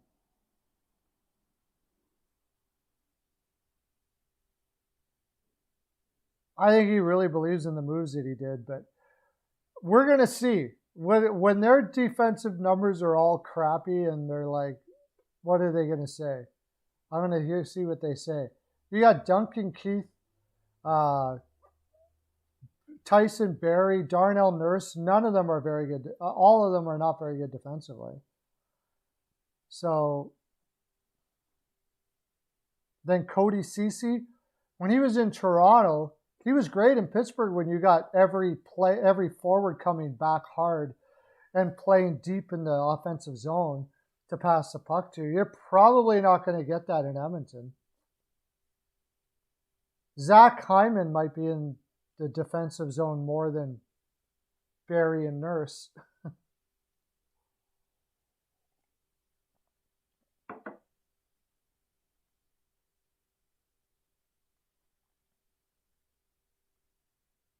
I think it could come back to burn them. On the other hand, Nurse has improved every single year and he'll never stop improving. He works his bag off.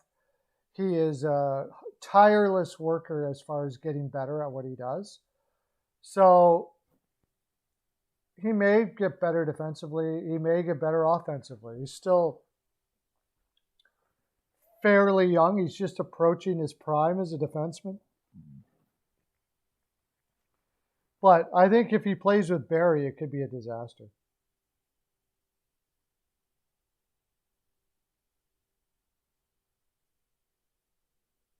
Holland is the new Mike Milbury. I don't know if I'd put him that bad, but I'd say Chiarelli was more Milbury.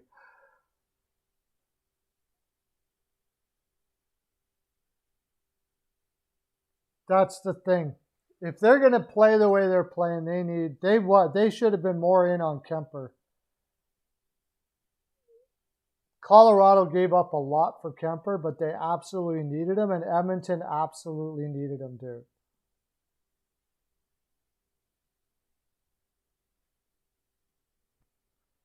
The biggest problem with Edmonton is say they don't get Nurse. They don't keep Nurse, okay? Then what? They're screwed this year without Nurse. And it's not like they're going to go out and get anybody else. Who else are they going to go get? They got to trade for somebody. Say whatever you want about Nurse. He's their number one center. Is he a true number one center? Well, it's debatable. Pretty debatable, I would say. I'd say he's probably more of a 3-4. So is that an overpayment? Yeah, but it's not like the Oilers can go out and grab another guy. It's not like they're the Rangers or LA or, even Toronto. Most teams have a chance at free agents. Edmonton basically doesn't have a chance at free agents. There's been lots of times where they've offered more money, and like it happens all the time. They offer more money than somebody else and they still don't go to Edmonton. Hi, whoever's in there. Thank you. We're doing a show called My NHL Pearls of Wisdom on YouTube right now. Come on over to My NHL Pearls of Wisdom on YouTube, or you can ask me something there in the comment section. I'll talk to you from there. Yeah, I agree. That's why drafting and developing your defense is so important because, yeah, but I mean, especially for Edmonton. And that's the other thing is they do have Broberg. They do have Broberg and Samorukov, which is debatable whether he'll be an NHL defenseman. But if you ask most Oilers fans, it's like guaranteed. But I'd say it's fairly debatable.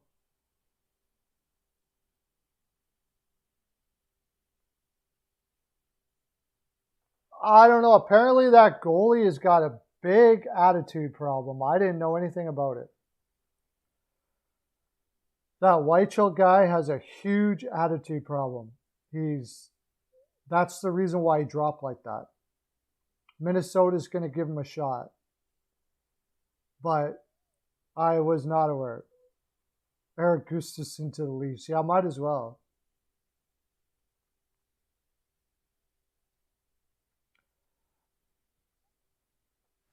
I was hoping they picked up Bernier, Gavin. $4 million a year. But they'd have to get rid of Koskinen, and apparently they can't get rid of him. Right now, it feels like they're going to roll with Koskinen and Smith right now in the beginning of the year, which could put them in desperation mode. And then they'll have to overpay for a goaltender. But what goaltenders are out there right now? And like I said, with Edmonton, it's not like they can just have their pick of the litter of free agents, even if they overpay. Edmonton is freaking freezing cold in the winter. It's not aesthetically pleasing to look at. It's not a sexy city where you've got all these things to do and all that. It's got a killer neighborhood area. We have walking paths that you could walk for like hours through all the neighborhoods and everything. It's cool in that way. But you really got to live here to see the beauty in it.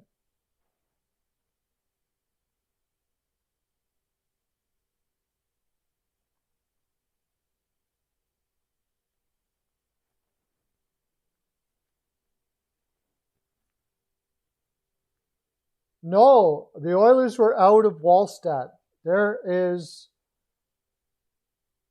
a big thing now about Wallstat that he's got a serious attitude problem.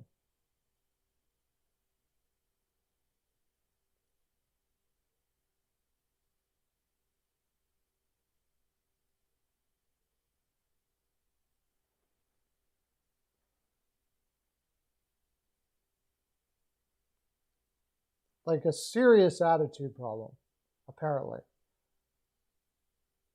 That's why Detroit took Casa ahead of him. One of the big reasons why.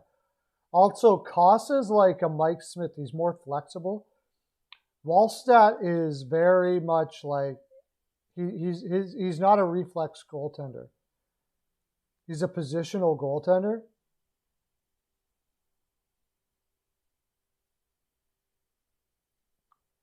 They're still trying to trade Vince Dunn. Yeah, that's a red flag to me because St. Louis was trying to trade him last year. And that's based on Berube. Then they pick him up, and now they're trying to trade him as well, a young defenseman. So I'm thinking he's got some discipline problems. So whatever team that picks him up, like I'm red flagging right now with Dunn. If they're trying to trade him, they're probably having a hard time doing it because everybody's like, well, why are you trading him? He's a 24-year-old defenseman. You got him for free. St. Louis, halfway through the season last year, all of a sudden wanted to trade him. Why? I want to know why. And if you're not going to tell me why, I'm going to assume it's a bad news, so I'm probably going to stay away. The only team I could see maybe going for him right now is Arizona.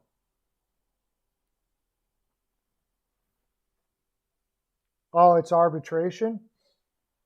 Yeah, there is arbitration.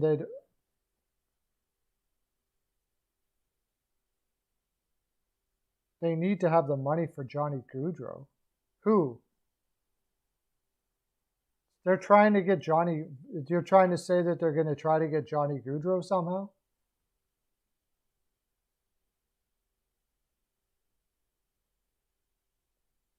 Who the heck are they going to trade for Johnny Gaudreau?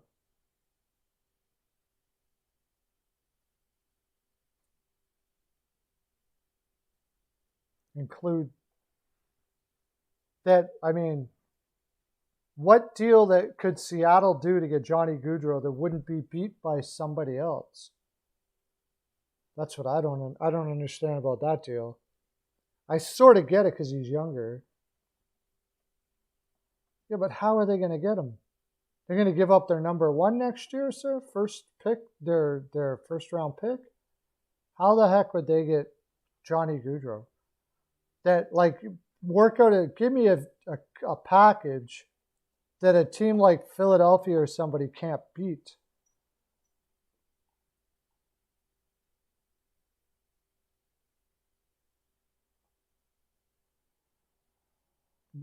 They got $9 million in cap space.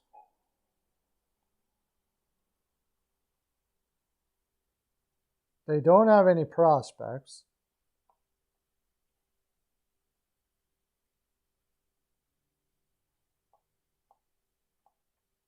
They don't have any prospects.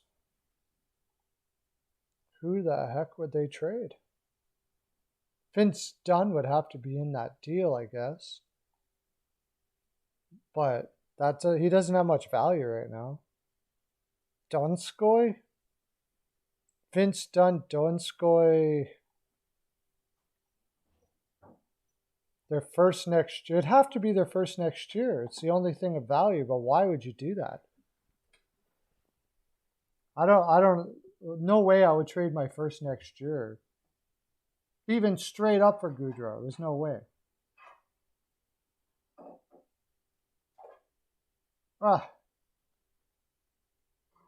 It just seems to me like they're building a team that if they get Gaudreau and they trade their first next year, say,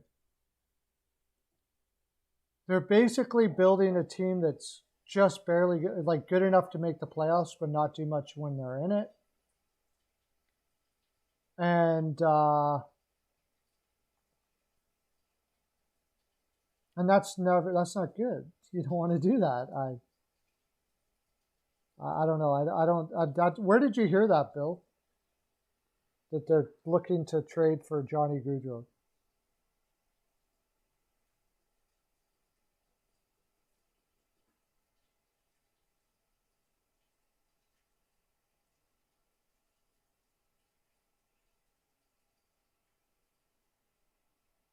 Yeah, I heard about the Tarasenko, the Islanders thing. He would definitely have to retain money in that deal, though.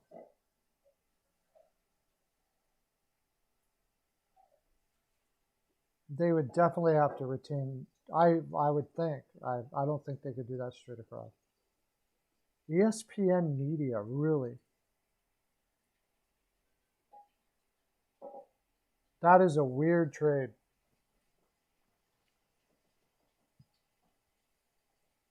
Who would they give up? Not going to give up Schwartz, McCann.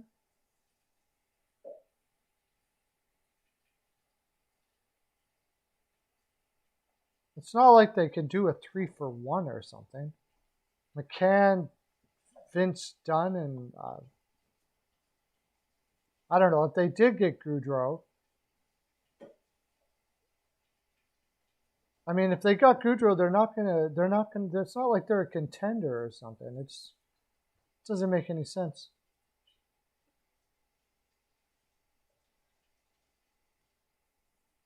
Yeah, it wouldn't make any sense to me. Whoever's making that deal probably. I'd have to call not. I don't think so. About the only chance they have is they have a pile up of goaltenders, maybe.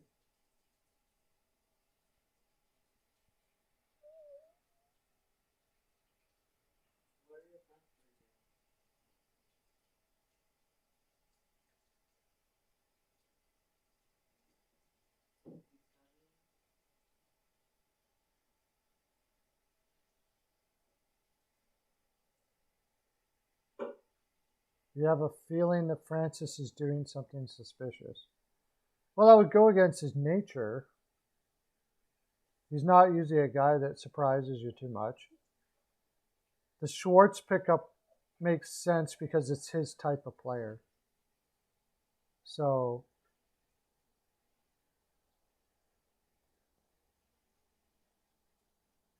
like he's picking up like guys that have the character that he wants, so he can build some youth around that. Yeah, he's not really that. He does things like usually exactly the way you would think a guy would do it. He doesn't usually go too far outside of the box.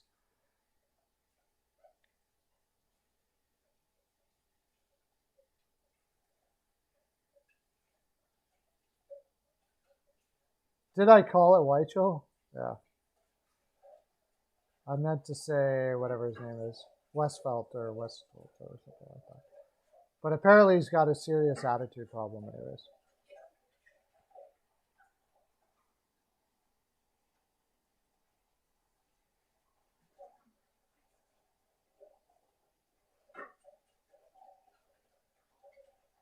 Hey, how you doing, guys? My NHL Pearls of Wisdom here. Oh, actually, we're heading out, but you can catch me tomorrow in the evening.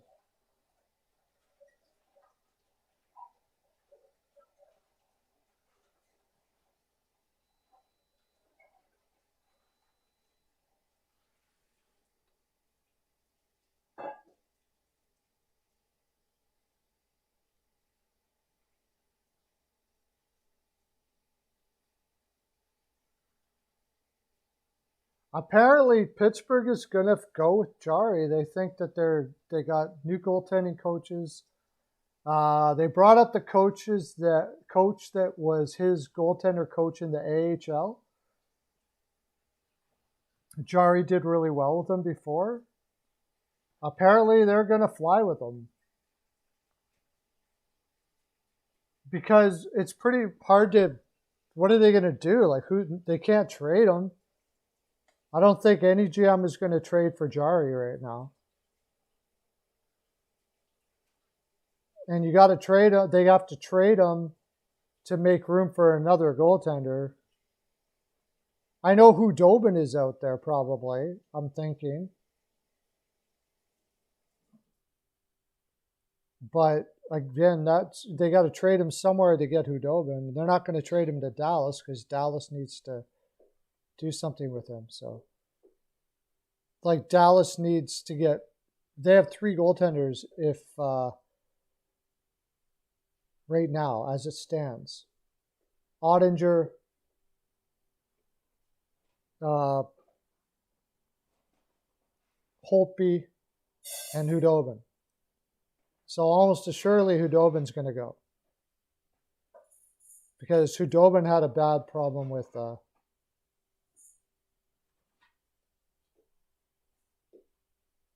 yeah, but again, like how are they going to get rid of Jari? That's the big thing.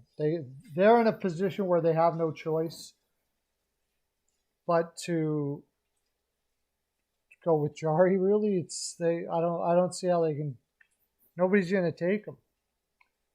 They don't even have draft picks to staple to him to get rid of him.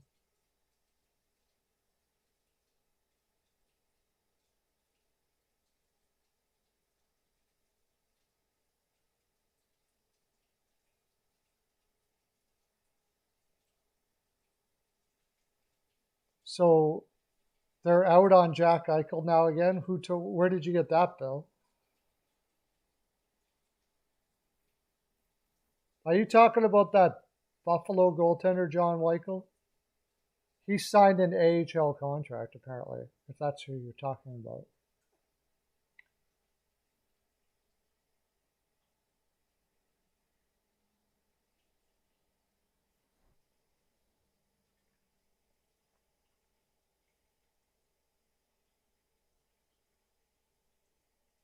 What did you say, backup?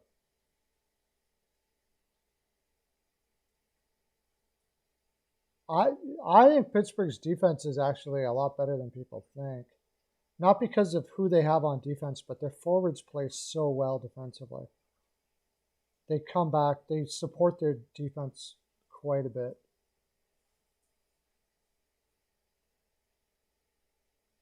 Who forgot Kaprizov from Minnesota? Thanks for coming in, Danny Barlow, by the way. Woo! Top Shelf Hockey. Oh, really? Top Shelf? I can't remember his name. He says they're out now? Oh, wow.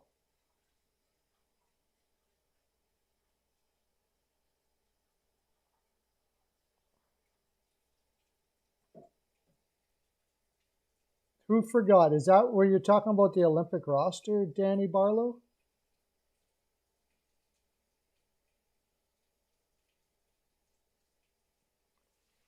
Yeah, a lot of guys that are on free agency now will get like last minute, and either that or they'll get player like tryouts, or they'll sign once the season starts because the teams are going to want to see what their young guys can do this year. Every year they do, but Buffalo, yeah, maybe. That's not happening.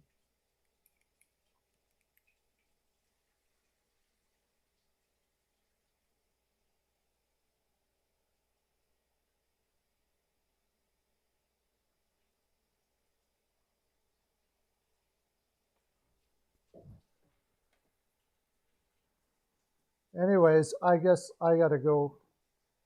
So tomorrow, 7:30 to 9:30 Eastern in the evening, I'll post my video later.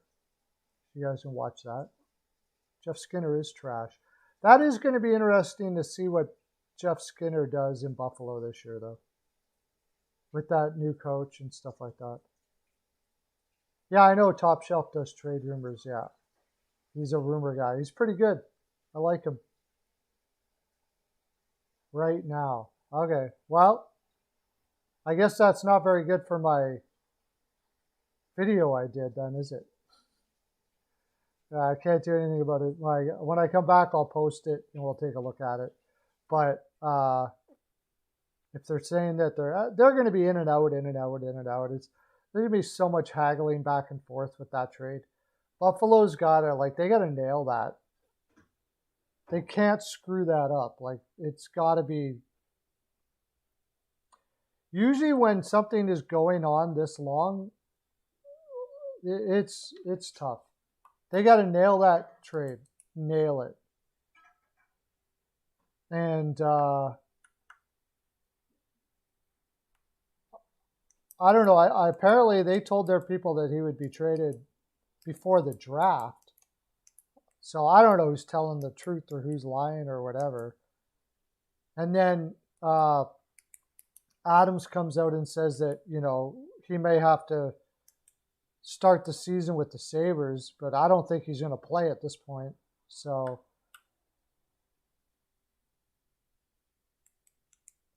they will do hybrid system. Who will do hybrid system? Danny.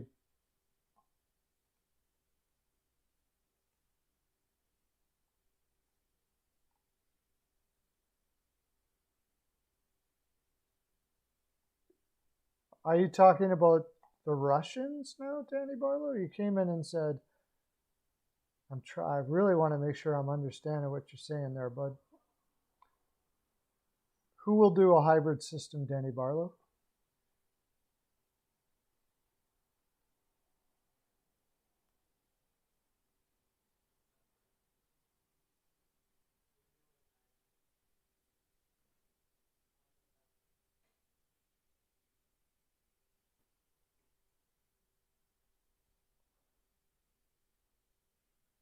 I'll have to get your answer later because I got to get going. I was waiting for your answer, Denny. I'm interested. Who's going to do the hybrid system?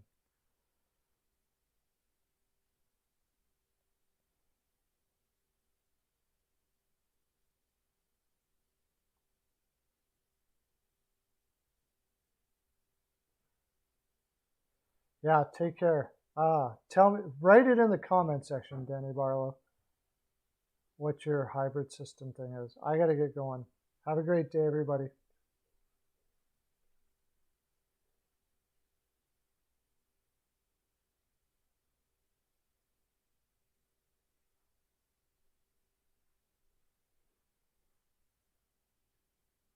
Okay, bye.